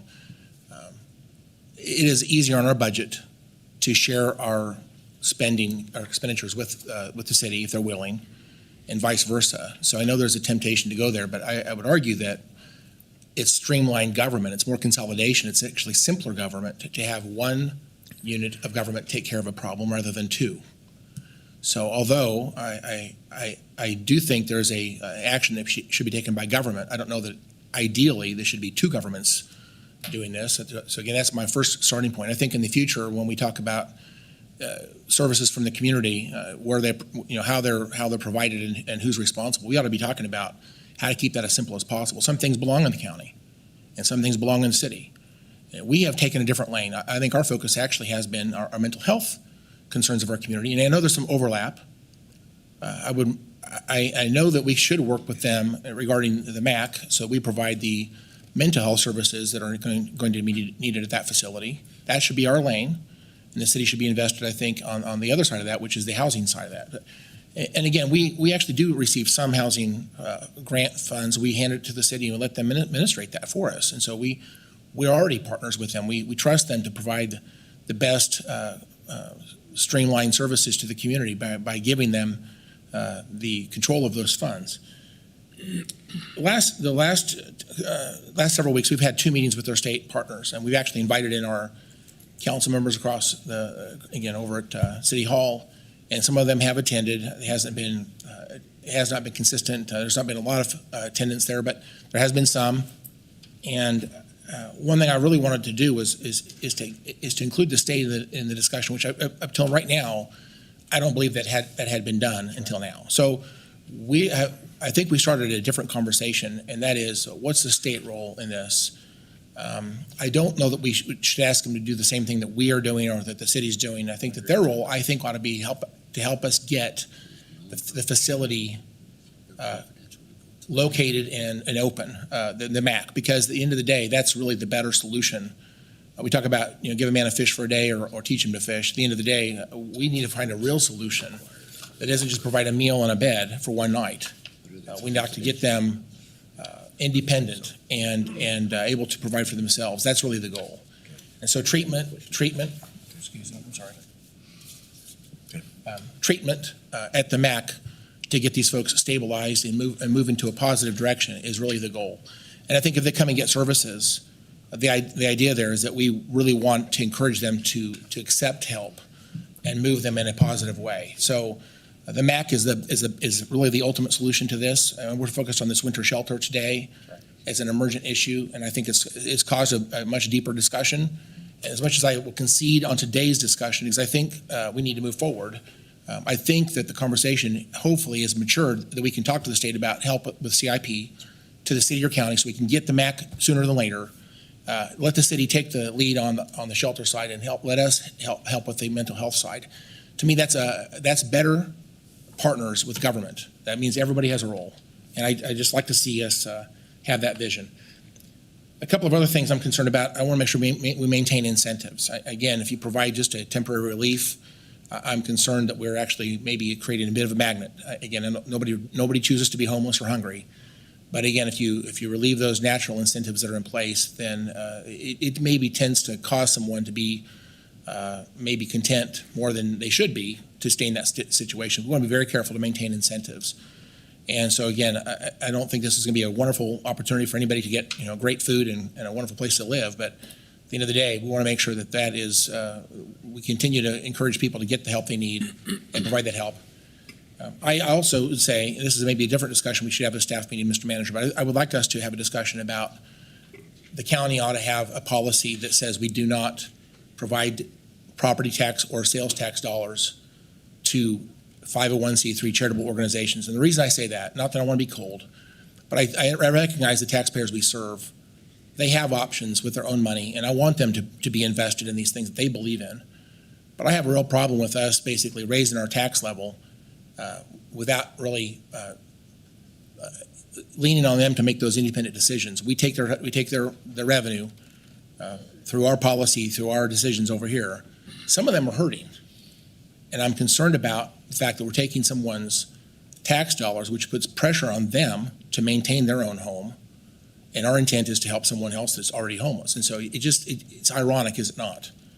I think for us to use that method to solve a social issue in the community is not the right tact. And so I really think we need to look at the private sector and encourage them. And by the way, we should partner with messaging in the private sector.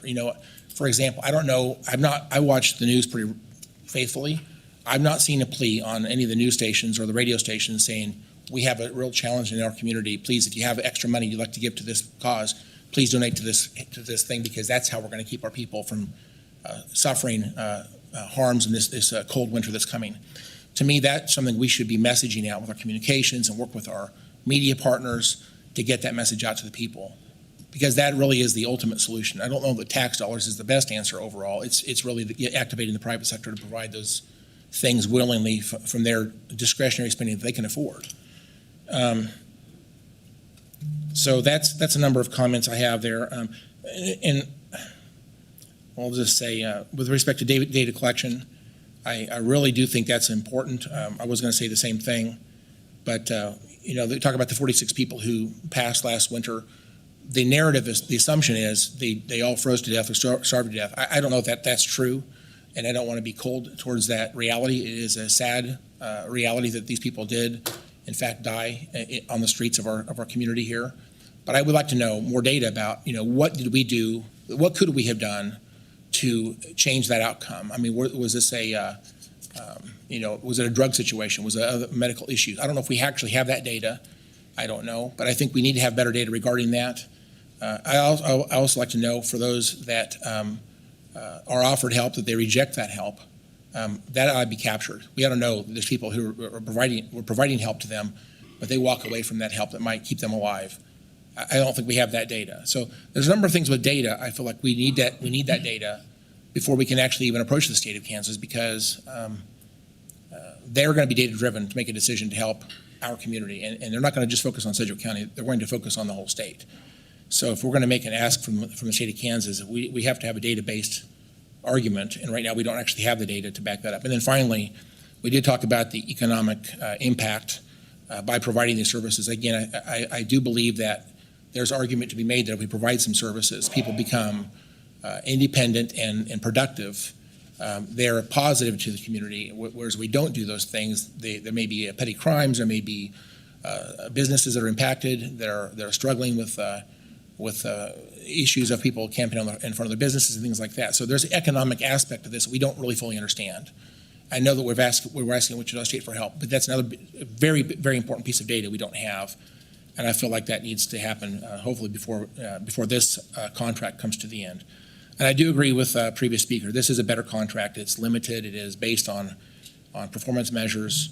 So with those reasons, I will support it today. But with regards to your comment, Mr. Manager, about this being a one-time ask, I don't believe that's true. I think the reality is they'll be back next year. So we have urgency, I think, for us to mature the entire conversation so that we don't have the same solution next year. I think that we can do better as a community. This is really a one-time, my personal opinion, a one-time Band-Aid to the problem. And again, if we don't do something significant, we'll actually have the same Band-Aid next year. So I reluctantly, as a champion of the taxpayer, I want to be very careful with this. I will vote yes today, but I am deeply concerned about a lot of things around this issue, and we'll move forward today. But I'm concerned about if we don't take this seriously and do things differently and better going forward, we're going to have problems next year. Thank you, Commissioner Lopez. Thank you. I think Commissioner Howell brought up a couple of really good points that are great discussion, and what we're voting on today is just the $200,000 for this year. And so I would like to get back to what we're voting on. I just want to state that there were also comments made that were a little concerning, because at the end of the day, we're talking about people. And there are families that are 2, maybe 3 paychecks away from being homeless with them and their children. And we need to make sure that we are providing dignity to everybody that lives in our community. And so I hate to hear we shouldn't be doing, getting people too comfortable with being homeless, because I think homelessness is not comfortable at all.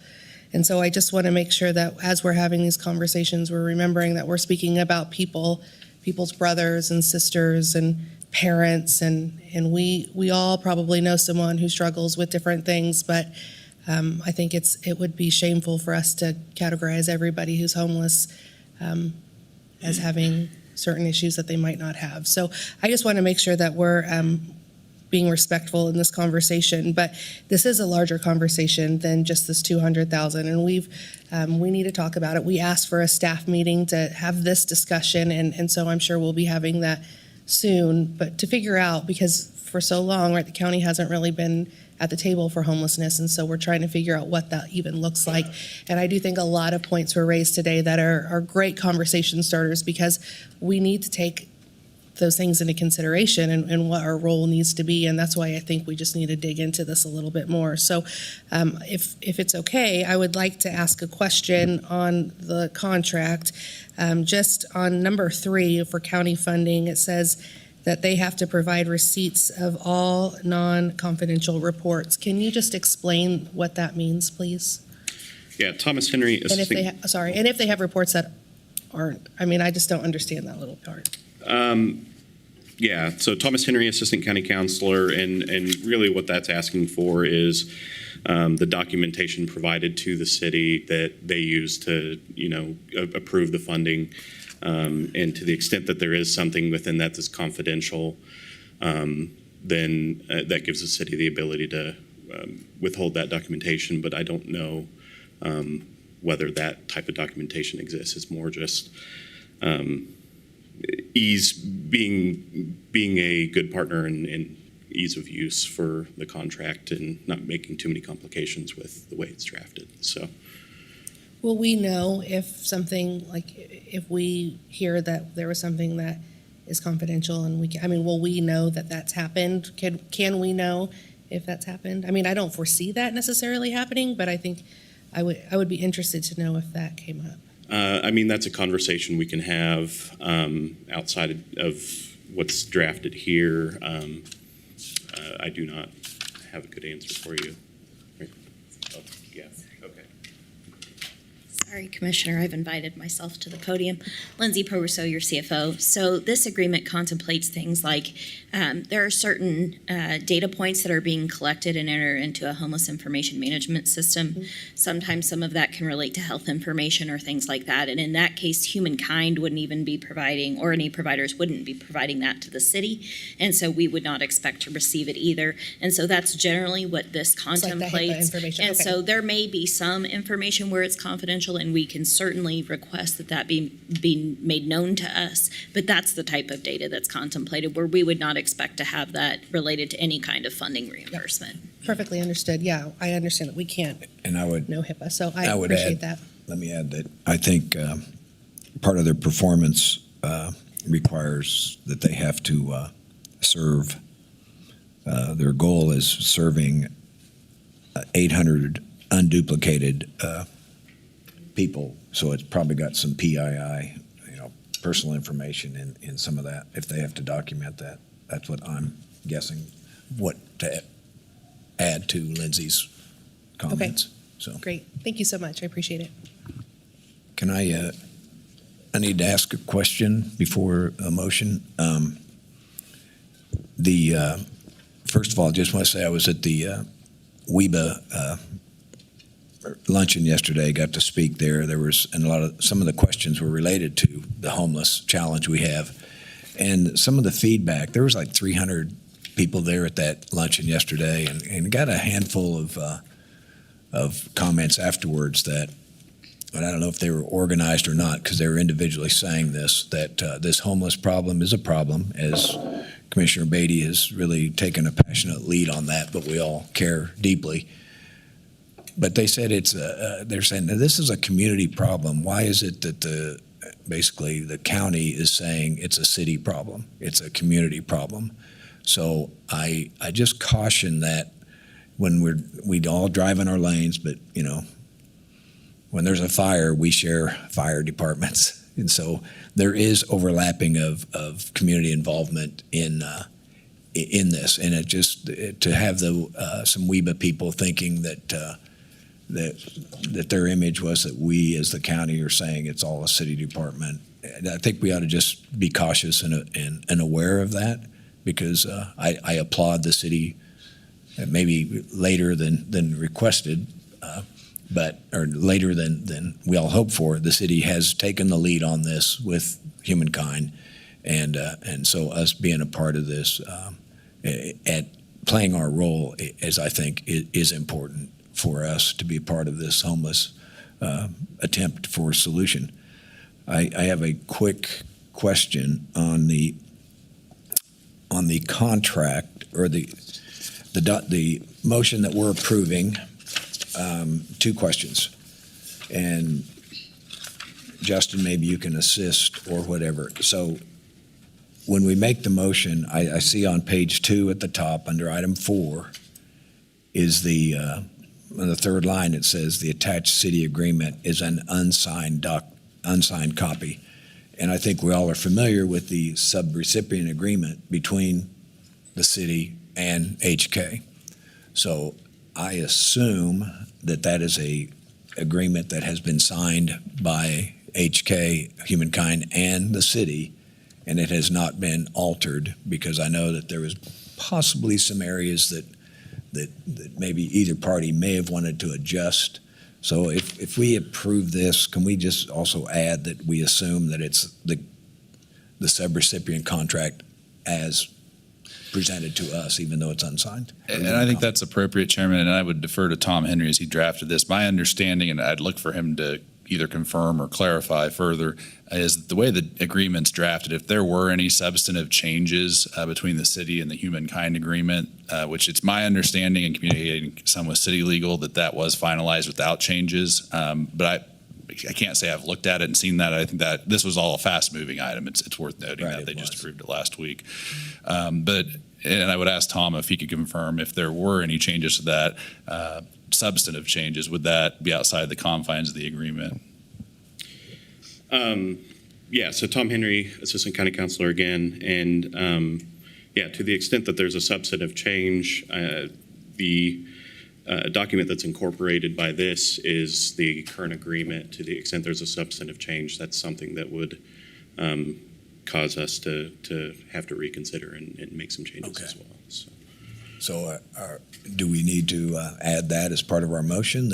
I think with the agreement, how it's drafted, that's understood, but I think that point of clarification is good to have on the record, and I don't think anything needs to be done other than that at this point, Chairman. Okay. Well, I think that most of the commission and I think finance, everybody was very comfortable with the subrecipient agreement, and because it's ARPA, we know those rules are pretty strict, and I applaud the city for their requirements. I think that helped all of us feel comfortable with the compliance part of that. So if there's a motion made with that person, please indicate that however I'm saying it. I think, Chairman, the motion could say a motion to approve the agreement, and also with the understanding that the agreement, the City of Wichita Humankind Agreement that is attached, is unchanged from what's been presented today. Okay. Thank you for clarifying. Thank you for letting me say a few words. Anybody? Commissioner Beatty, you want to make the motion or any Appreciate comments? that. Appreciate Okay. the comments, and all of them are very worthwhile in continuing this conversation. Last request is been a lot of conversations about our lane. Our lane very much is mental health and substance use through ComCare. So one thing that is still a bit murky is how many case managers will be on site at the emergency winter shelter. If we're going to see 250 people, I think we should take an opportunity to try to connect these people to resources to mental health, substance use, housing. If we could just make sure that we are at the table, and ComCare Housing in particular is at the table to say, hey, how can we help supplement anything over there at the emergency winter shelter for the next 5 months to make sure that there's adequate resources there to connect people and adequate staff that knows what they're doing in connecting people. I think that certainly is in our purview and in our lane. So not to work this out right now, but we'll hopefully have that conversation as we continue. So with that, I'd like to make a motion to approve the funding agreement by and between Sedgwick County, Kansas and the City of Wichita for the operation of an emergency winter shelter, with the assumption that the agreement between Humankind and the City of Wichita is unchanged as read. Second. There's a motion and a second. Commissioner Howell.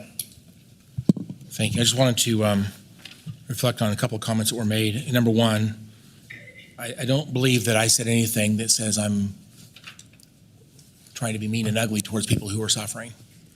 I have a great heart for them, and I want them to have real help. And I think at the end of the day, that how we help them matters. And again, I think if you want to motivate someone to get the best help, you have to understand how to motivate them. Those incentives, understanding incentives is a key piece to getting these folks the help that they need. And that's all I'm saying. I'm certainly not trying to be unloving towards them. I know they're not trying to be in their situation. So again, I don't like the accusation that I'm not, that I'm somehow cold and unloving to these people. Second of all, city and county, we do have different roles. Cities and counties are different things.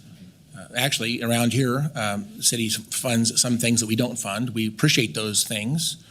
And likewise, we've provided some funding and provide some things that they enjoy, but they don't provide funding to. For example, Zoo and Exploration Place is our side, and they do the Art Museum and Botanica on their side, for example. Mental health and substance abuse is primarily our lane. I know they care deeply about this topic because it overlaps with the issue of homelessness. They care deeply about that. I'm not suggesting they don't care. They do care. But it's better for the taxpayer, in my personal opinion, for us to have a coordination of two governments that recognizes that to have one government that focuses on an issue, the other one can trust that this is happening and they can be heard by the other government is actually I think it's a better model of government. And I'm not suggesting that we don't have an interest or a love or concern about the homeless situation in this community. We do. What I'm suggesting is that we ought to coordinate with Wichita and let them lead, let us cheer, and then on the other issues of substance abuse and mental health, I hope that reverse that. I hope they all support us. And again, I'm just trying to not duplicate things between different governments and trying to keep it streamlined and simple and effective and as possible. So again, There have been some times where, again, we talk about consolidation of governments. Some things we do that they also do, like purchasing or animal control. Maybe we can talk about those things. There's also things that we do that they just trust us. 911, emergency management, and on it goes. There's a number of things we do on their behalf. Public health. We have a robust investment in public health here in Sedgwick County. They don't have to duplicate that. They know we're doing it, and I'm sure they do appreciate what we provide to our community. So anyway, I'm just trying to say I want a new conversation that says not that we don't care, but I'm just trying to find a way to simplify government. It's a kind of consolidation by trusting each other to provide different types of services rather than duplicating everything from both sides. That's all I'm saying. Thank you again, Chairman. Okay, there's a motion and a second. Any other comments?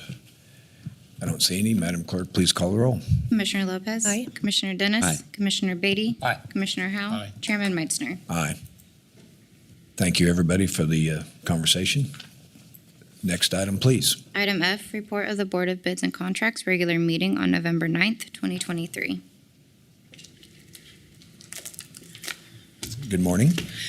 Good morning, Mr. Chairman, Commissioners. Lee Barrier, Purchasing Department. The regular meeting of the Board of Bids and Contracts of November 9, 2023 resulted in 6 items that require your approval.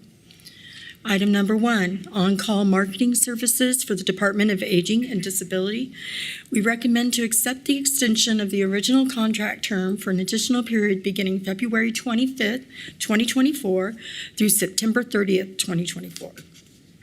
Item number 2, SAP Cloud Services / DocuSign for Enterprise Resource Planning. We recommend to accept the quote from SAP America Incorporated in the amount of $83,421.99. Item number 3, SAP Basis Monitoring and Support, again for Enterprise Resource Planning. The recommendation is to accept the quote from First Basis Consulting, LLC at the rates quoted for a term of 3 years. Item number 4, tax system solution for various departments. We recommend to accept the quote from Manatron Incorporated, DBA Augmentin Technologies, in the amount of $423,000 for a period of 4 years. Item number 5, government relations and consulting services, various departments. The recommendation is to establish contract pricing as shown with Thorn Run Partners, LLC, effective January 1st, 2024 through December 31st, 2025. And item number 6, print goods and services, various departments. We recommend to establish a contract with Canon Solutions America utilizing the University of California RFP number 001811-February 2020, Omnia Partners contract number 20200002755, good through December 15th, 2025, with options to renew for 5 one-year periods through December 15th of 2030. That's all we have for you today, and I'd be happy to stand for any questions, but we do recommend approval. Thank you. Commissioner Dennis? Thank you, Mr. Chairman. I appreciate it. I move that we approve items 1, 2, 3, 4, and 6, and pull number 5 for questions. Second. Okay, there's a motion on the floor. Any questions, comments? Being none, Madam Clerk, call the roll. Commissioner Lopez. Aye. Commissioner Dennis. Aye. Commissioner Beatty. Aye. Commissioner Howell. Chairman Meitzner. Aye. Okay, item 5. Thank you, Mr. Chairman. I appreciate it. I have a question about item number 5. It's a single source contract. Can you tell me how that we arrived at the choice of a single source contract rather than an RFP putting this out? Because there are hundreds of lobbyists in D.C. Per Charter 68, the Director of Purchasing is allowed to waive competitive bidding in the instances where there is standardization required. In this instance, we have had this contract with Thorn Run since 2020. They're familiar with our wants and our needs, and we felt that they were compatible with our systems and our services, and therefore we waived the competitive bidding process. What have we standardized that we have to keep the same ones? What's happened that makes us require a standardized choice on this rather than the hundreds that we could put out an RFP to? Okay. Commissioner Lindsay Purviso, your CFO. So I want to add some additional comments to what Lee has provided. So the City of Wichita went out for proposal, RFP, for federal lobbyist services. We do believe that there is some, when you talk about how are we standardized, what are we trying to do, we also like to work with them on shared projects because we do have so many shared things, as you well know, for example, WAMPO projects. And so the city went through an RFP process. They actually, through their competitive process, still came to Thorn Run. However, their rate, when we looked at their contract, was actually higher than what we were currently paying. And so when we had originally planned to piggyback on that city's competitive solicitation process and saw that those rates were higher than what we had for the existing provider that we have, Joe went back and negotiated with Thorn Run. We were able to get and preserve our current pricing. And so in order to move forward through our process, that's why we wound up going with a single source exception and still move this forward to the commission so that we could preserve those lower rates. So there was some element of competitive solicitation, not by Sedgwick County, but this is kind of an intricate and involved affair, and this is how we thought that we could get to where we needed to be and save the county money, if that helps address those questions. So what you're telling me is that all of the citizens within the city of Wichita are actually paying Thorn Run twice out of their tax money. They're paying City of Wichita for a lobbyist, and they're paying us for the same exact lobbyist. So yes, sir. They're being double billed for one lobbyist. So let's talk about the success rate of Thorn Run. We have a annual legislative platform that we put forward, and we send it up to Thorn Run, and we ask them to help us with that. So in the past couple years, the Biden administration has put out billions or trillions, I don't know how much, in funding for roads and bridges. So one of our items on our legislative platform is the Northwest Expressway. We've been singularly failed on that year after year. Zero help. Okay, let's talk about another one, ARC 95. That's on our legislative agenda for the federal agenda. We've had zero success on that with our lobbyists, zero. Let's talk about another one, the BRIC grant to stop the flooding in West Wichita. That's a joint between the City of Wichita and Sedgwick County. So both of us are using our same lobbyist and saying, wow, this is important because since the Halloween flood of 1997, we've never solved the problem. And we've had zero success on that.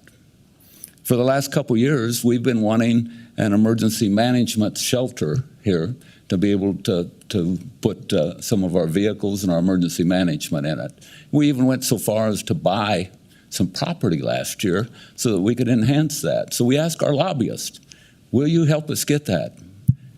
We've been totally unsuccessful.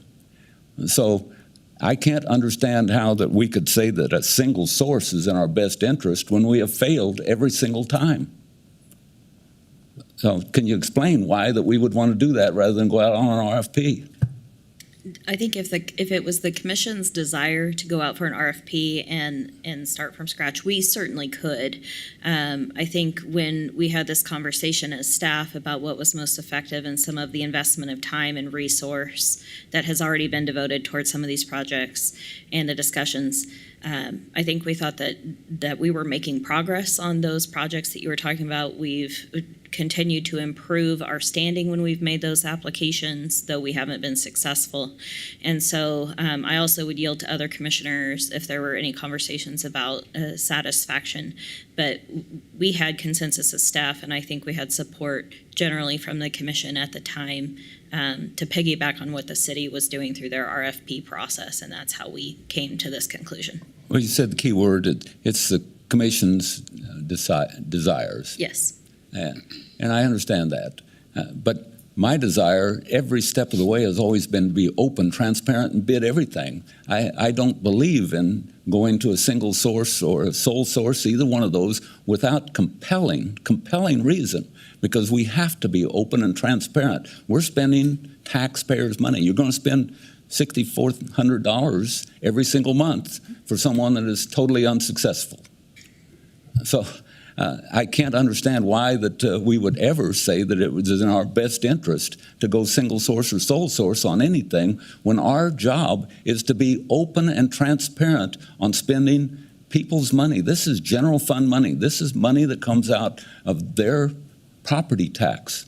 And I have to be a good steward of those funds. So I will not support this item. Understood. I do, if it's okay, I would just like to clarify, we did have the conversation. There was the competitive solicitation that went through on the city side, and it was simply to preserve our lower rate, which is why we went to the single source exception in order to take advantage of that. So I understand your perspective, but I just wanted to clarify, we did attempt to do competitive solicitation for this. I move that we go on competitive bid, deny item number 5. There's a motion on the floor. Is there a second? Second. There's a motion and a second.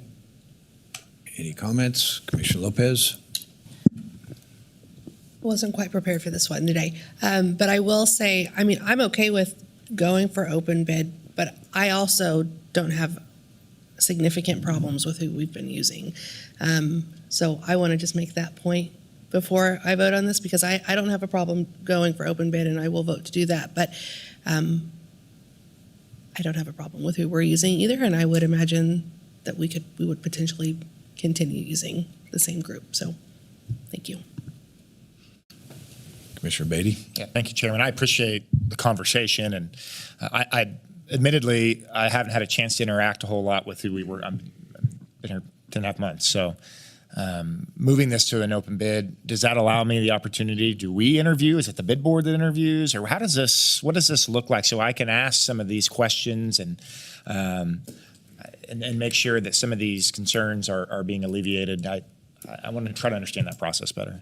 I think in this particular instance, we do already have a relationship with Thorn Run. However, once we enter into a proposal type situation, we actually have specific rules that prevent commissioners from interacting with potential vendors through that process or bidders, because we want to preserve the fairness of the process. And if you're having those special, unique conversations with one, that's not fair to others. Agreed. So if we put one out on the street, Agreed. that all happens through an evaluation. Let me ask another question. Are we able to staff this conversation so that those that are making those decisions are aware of some of the concerns and some of the things that we are looking to entertain or needs? I just want to make sure, I mean, on this process, I was prepared to move forward today because I wanted to have a year track record so I can analyze exactly where we're at and build relationship. But I just want to make sure that some of the concerns are valid concerns. So I want to make sure that we're giving fair opportunity to get both sides of these conversations and listen and get adequate feedback. And so I don't know what that process looks like. I'll be supportive of it because I understand what's happening. I have nothing to compare to at this point in time. I wasn't available for the last federal legislative agenda, so I have nothing to compare to. So I'm open to the idea. I just want to make sure that process is hearing concerns and listening to feedback on both sides. Yes, we don't have to take urgent action today. You could defer this item, have a conversation either in 221s or a staff meeting setting, and have conversations about our federal platform and commissioners' concerns and attempt to address those for sure, and then bring this back and or put it out to RFP at that time. But I'll defer to Tom if there's a way he'd like to handle that. Well, I'm thinking through Commissioner Beatty's questions. First of all, there's 2 policy questions for the commission. One is, do we need federal lobbyists? Yes or no? And if we do, then do we retain Thorn Run or do we go RFP? If we go RFP, I think it's up to the commission to communicate to us what their wills and desires are on what we want from a lobbyist. And it needs to be very specific within that RFP. So as we're taking those bids, we can make logical conclusions and decisions based on what this board wants. So I see us going through that exercise again, if that's the will of the board. If I may, the first thing you mentioned is the conversation about is a federal lobbyist even needed? I would think maybe deferring that and having a conversation in 221 so we can tackle that first before we open up to an RFP, so we can actually be on the same page if there's a majority consensus that we either do or don't need it. I'm open to questions and conversation around it, but I think we have to address that first before we move to an open RFP process. Commissioner Howell? Thank you, Mr. Chairman. I agree with the previous comments. In fact, I was just going to ask, before 2020, did we have a federal lobbyist? I don't know if it was 2019 that we started, but Tom, do you remember when we started? I think it was 2019, sir, and I think there was a period of time before we did not have a lobbyist. Now, I can't go into history on what we did 20 years ago, but there was no federal lobbyist until we had a commission change that willed that to go forward in, I think, 19. I think all the commissioners have pretty good relationships with our federal delegation. I can reach out to them and they'll answer because they're interested in providing their support to Sedgwick County, and we have a great relationship.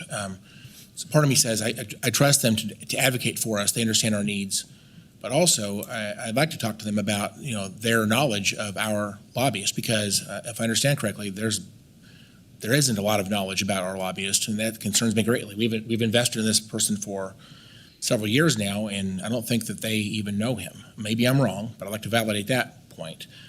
Second of all, at the state level, we have a very effective lobbyist. And we get a lot of stuff done. In fact, I think Sedgwick County may be the most aggressive government in the state of Kansas outside people who are actually, in the legislature themselves. But we have a pretty bold platform. We get stuff done. And again, I think we get a pretty good competitive deal. And he proves to us that our lobbyist firm and their advocacy has been tremendous for the taxpayers here in Sedgwick County. And so they really impressed me. What I'm concerned about with this one is I can't really articulate what the accomplishments are.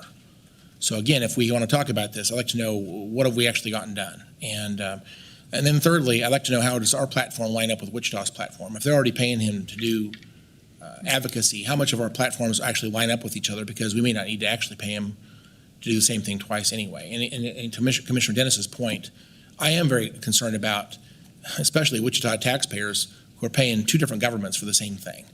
I think that is a form of double taxation. It's just not appropriate. Again, if we could represent Wichita, maybe this ought to be a county thing versus a city thing, back to my previous comments. I don't think it needs to be both in either case. Again, thank you, Chairman. Okay, Commissioner Lopez. Yes, sorry. I was thinking you were going to go first, but that's okay.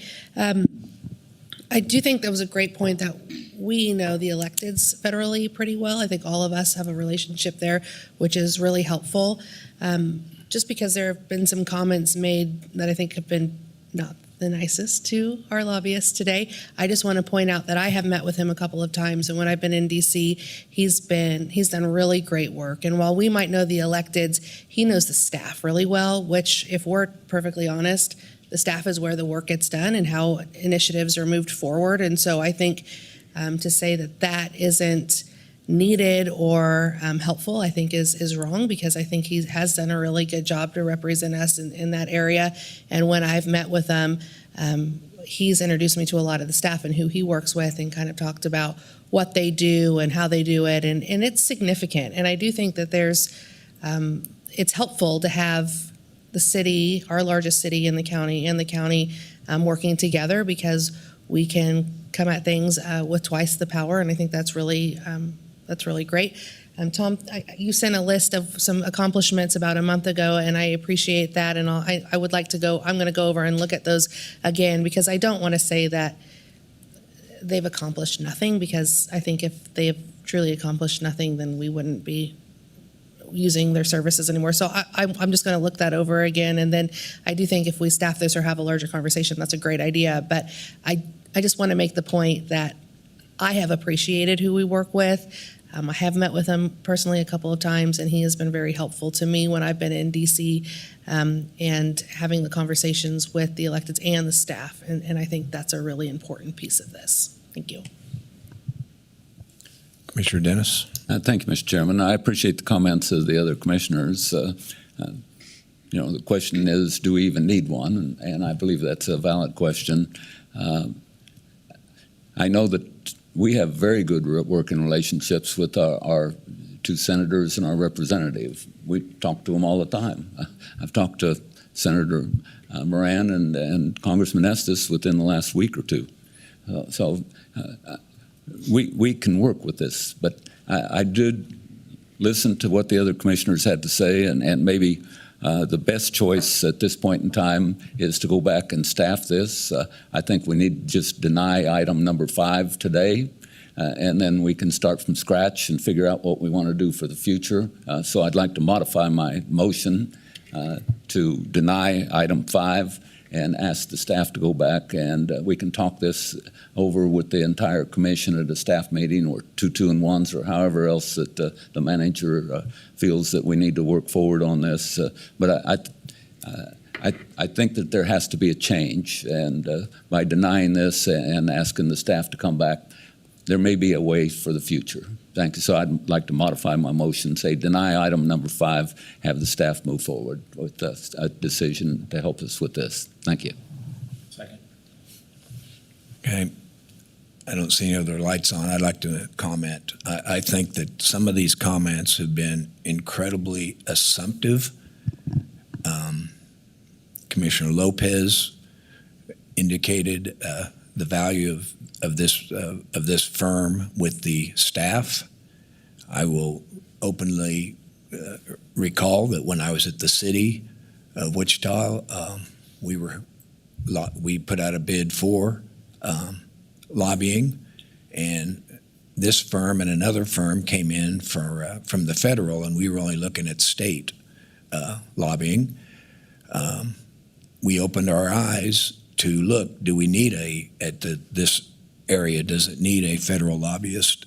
And after understanding what they do, and we at the city selected this person and his firm, and I'm the one when I came to the county to say this is probably something we should look at, and we did it. I can tell you that when I was in Washington, D.C. a number of times, I used to go every 6 months, still go a little bit, but I took this partner to Congressman Pompeo's office, to Senator Moran's office, and got the feedback was, this is exactly what you all need, a person that can work with all of the departments and the staff. Because often, I'm paraphrasing what they said, often we have commissioners or mayors come to our office saying, I need this, and they expect the senator or the congressman to deliver when they don't even sometimes have the staff themselves to go into the numerous departments that are in Washington, D.C. So the theory of working with departments and staff I think it's incredibly valuable. I would say if you all don't want to have a lobbyist, that you go ahead and arrange for your personal or county-funded travel to Washington, and you walk around and knock on doors and see how easy it is that you're all saying that we don't need somebody. So I appreciate what Commissioner Batty said about learning more. I don't think it hurts to stay another year and RFP it next year.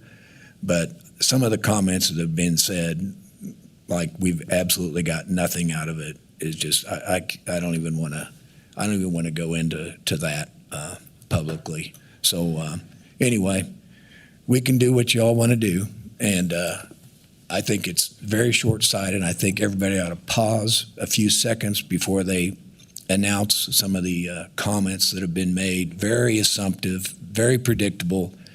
I probably could look up the travel. None of you have been in D.C. in years, except for Sarah, Commissioner Lopez, and I think she didn't say it as passionate as I'm saying it. It is incredibly valuable to have somebody that can escort you around to the various departments. And as a result of her trip, she played a critical role in a $51 million grant to the Wichita State University that, it didn't come to Sedgwick County, but it came to our region.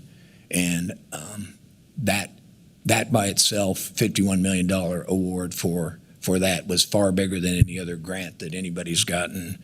We didn't get $200 million on a flooding plan and all that, but we celebrate $1 million grant victories, and 51 million was incredibly, and Wichita State would agree that his help in that was very vital. Competitive wise, we were one of 25 areas that won that grant out of 300 plus that applied for it. So anyway, just be careful with how assumptive you are. We already have a nice grants department under finance, but I don't think they're out searching for grants and searching for opportunities. Maybe they are. That needs to be part of the conversation if we're going to have this, that do we hire somebody at the contract that we have to sit and look 8 hours a day for all of the numerous trillions of opportunity, and then we execute on it, and we send people to Washington and walk around those streets and hallways and see if we can deliver more victories. So I would rather keep this for a year and have this conversation through a staff, and then but if we want to do it now, and maybe this with the comments being said and the insinuations being said, I'm not even sure that they would want to apply, knowing that this is the scrutiny that they're under, or the comments being said. So I apologize. I usually don't get on my horse very often at all, but this one was not fun to hear everything being said. Now the lights are on. We're ready to take a vote. So I don't even know who's first. Chairman, if I may, I'd like to make a substitute motion to defer item number 5, and the reason being is because I think I very much want to learn more about the current contract, current relationship, and if we cancel number 5, then I don't know if we have enough time to start a new contract by January 1st. So I think we can accomplish the education piece of what we want to do by just simply deferring. That way we can make a decision if we want to cancel a contract or want to open to RFP. I would hope that that might be the preferred route, just to simply defer at this point. It accomplishes the same goal, I think. Is it deferrable?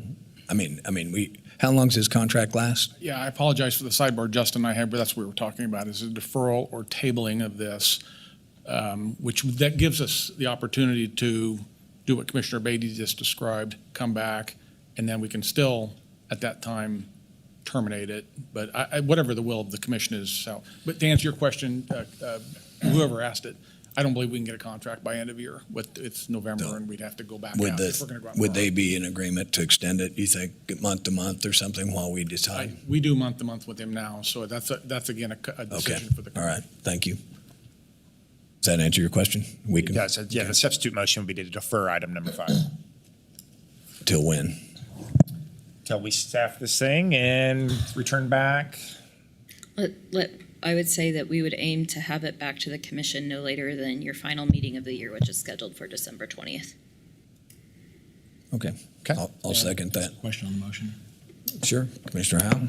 So on the question on the motion, I don't know that Commissioner Dennis's motion actually killed it. It just simply said we're not approving it today for a future discussion, and it can come right back. Was his motion to kill it, or was his motion simply say not approved today, and we're going to staff it and discuss it and possibly come back? I think that was inferred in his motion.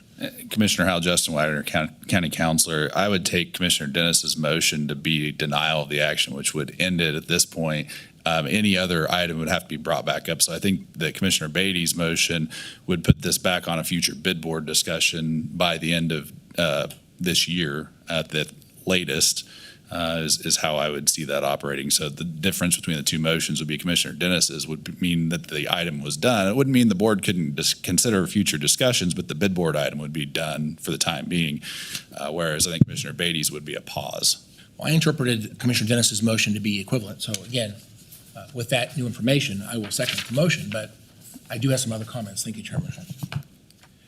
Okay, I had already seconded the motion, so there's a motion to defer to December 20th, and there's been motion and a second, and there's a comment, but Commissioner Dennis. Thank you, Mr. Chairman. Well, let me let you just know how we got to this point, okay? I've been asking the manager for over a year to go out with an RFP or figure out if we even need this. It should have been staffed. But we ended up with it on our bid board to approve or disapprove today. We shouldn't have ever ended up with this point. All the comments I made, the manager was aware of everything that I had to say, and yet I had to say them today in an open meeting because it didn't happen. We never had a discussion. We never had a staff meeting. We never got to discuss this. And so, yes, I said some things that were very harsh and intentionally because things have not happened. And I've asked over and over again for us to be transparent, to bid things, to not go single source. And so I'll apologize if I said some things today that were harsh, but I didn't need to say them here today if we'd have gone through the process that I've asked for over and over again in the past.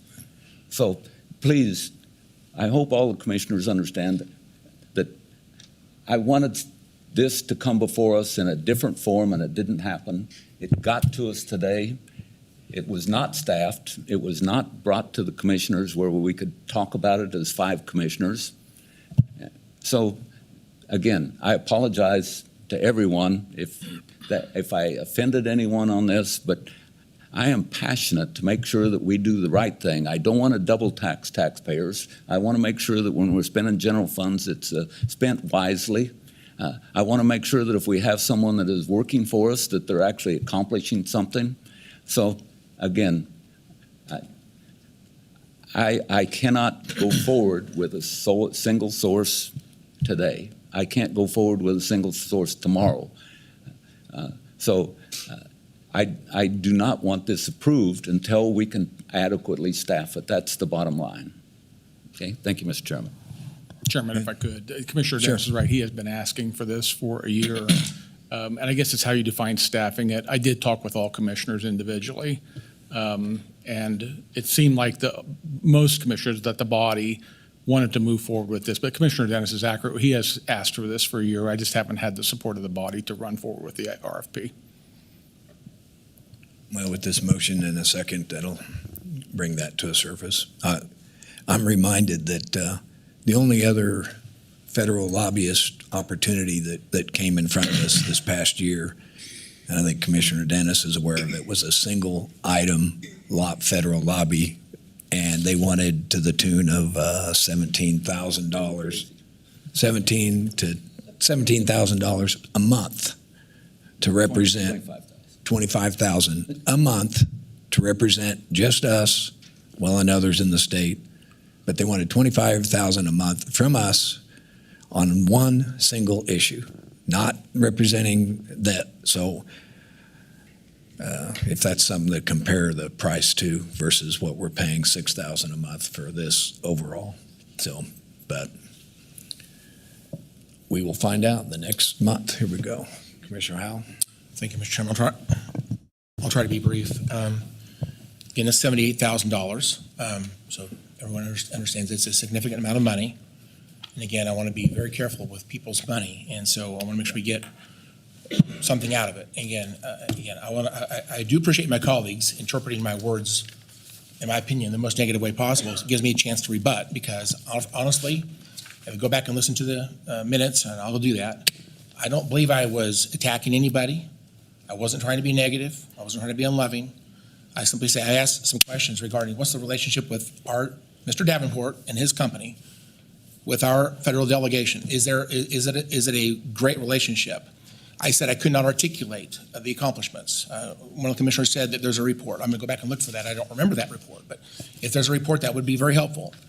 I guess I could not personally articulate what the accomplishments have been.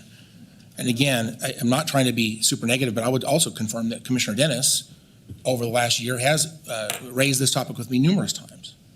I would validate his point. I don't like sole source things either. So at the end of the day, again, the word that was used is I'm assumptive, and quote, I said that absolutely nothing was accomplished. That's not what I said. Please understand. That's not what I said. I didn't say you said that. This commissioner said absolutely nothing. Okay. You didn't say that, so I apologize if you're assuming that I said that about you. I'm having trouble keeping that, apparently. Get to your point. My point is this. I think it's nothing wrong with taking a few minutes to go back and validate where we're at right now. I don't want to kill this. I do think that I think to go back and take a pause and have a discussion is a good thing. And that's why I'm supporting this motion. I'm not trying to kill it. I'm not trying to be nasty or negative, and I certainly don't mean to attack this company or this person who provides this advocacy for us. That's not my intent in any way. My intent is to be careful and make sure that we're getting good representation and that we're doing the best we can for the taxpayers. That's all. I need more data. I'm not trying to be nasty. So that in mind. Thank you, Chair. There's a motion and a second on the floor. Please call the roll. Commissioner Lopez. Aye. Commissioner Dennis. Can we defer? It's to defer, correct? I want to make sure that we're voting on the right thing. Defer to the 20th of December. Aye. Commissioner Beatty. Aye. Commissioner Howell. Aye. Chairman Meitzner. Aye. Next item, please. Consent agenda. Mr. Manager. Good morning, Chairman and Commissioner. Tom Stolz, County Manager's Office, recommending approval of consent items G through O this morning. Commissioners, you've had a chance to review the consent items G through O. Anything being pulled? Any comments? Being none, I'll make a motion that we approve items G through O. Second.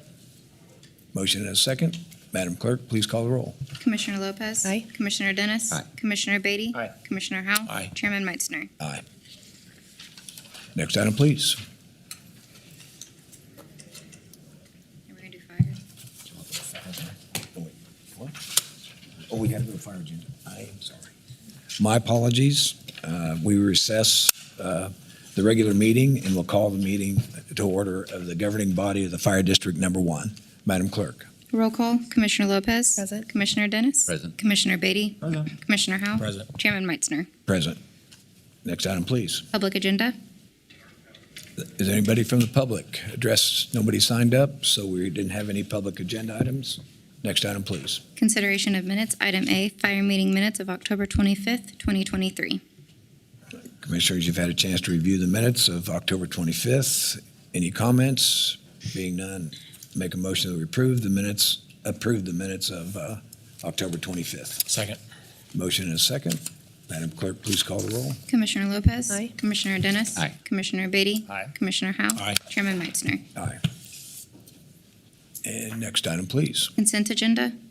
Chairman, Commissioner Tom Stolz again, recommend approval of consent item B on the fire agenda.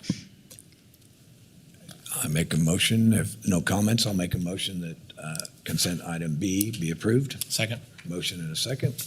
Madam Clerk, call the roll. Commissioner Lopez. Aye. Commissioner Dennis. Aye. Commissioner Beatty. Aye. Commissioner Howell. Aye. Chairman Meitzner. Aye. Next item, please. Other. Anything under the other on the fire district? I don't see any. And we do not have an executive session, so we will adjourn the governing body of Fire District Number 1, and we will return to the regular meeting of the County Commission. Next item, please. Committee reports. Committee reports. Anybody, any of the commissioners have anything to report on the committees they serve on? I don't see any, so next item, please. Other. Does anybody have anything under other to discuss? That? Okay, I don't see anything there. Next item, please. Executive session. We do not have an executive session, so is there anything else that needs to come before the governing body of Sedgwick County Commission? I don't see any, so with that, everybody, this is the last meeting before Thanksgiving. We do not have a meeting next Wednesday, so we will be back at the in the first Wednesday of December. Everybody, please have a safe and give thanks to everything that you have and thoughts and prayers to those that don't have anything to be thankful for. And appreciate everybody. So have a safe and a happy Thanksgiving. Thank you. We will adjourn.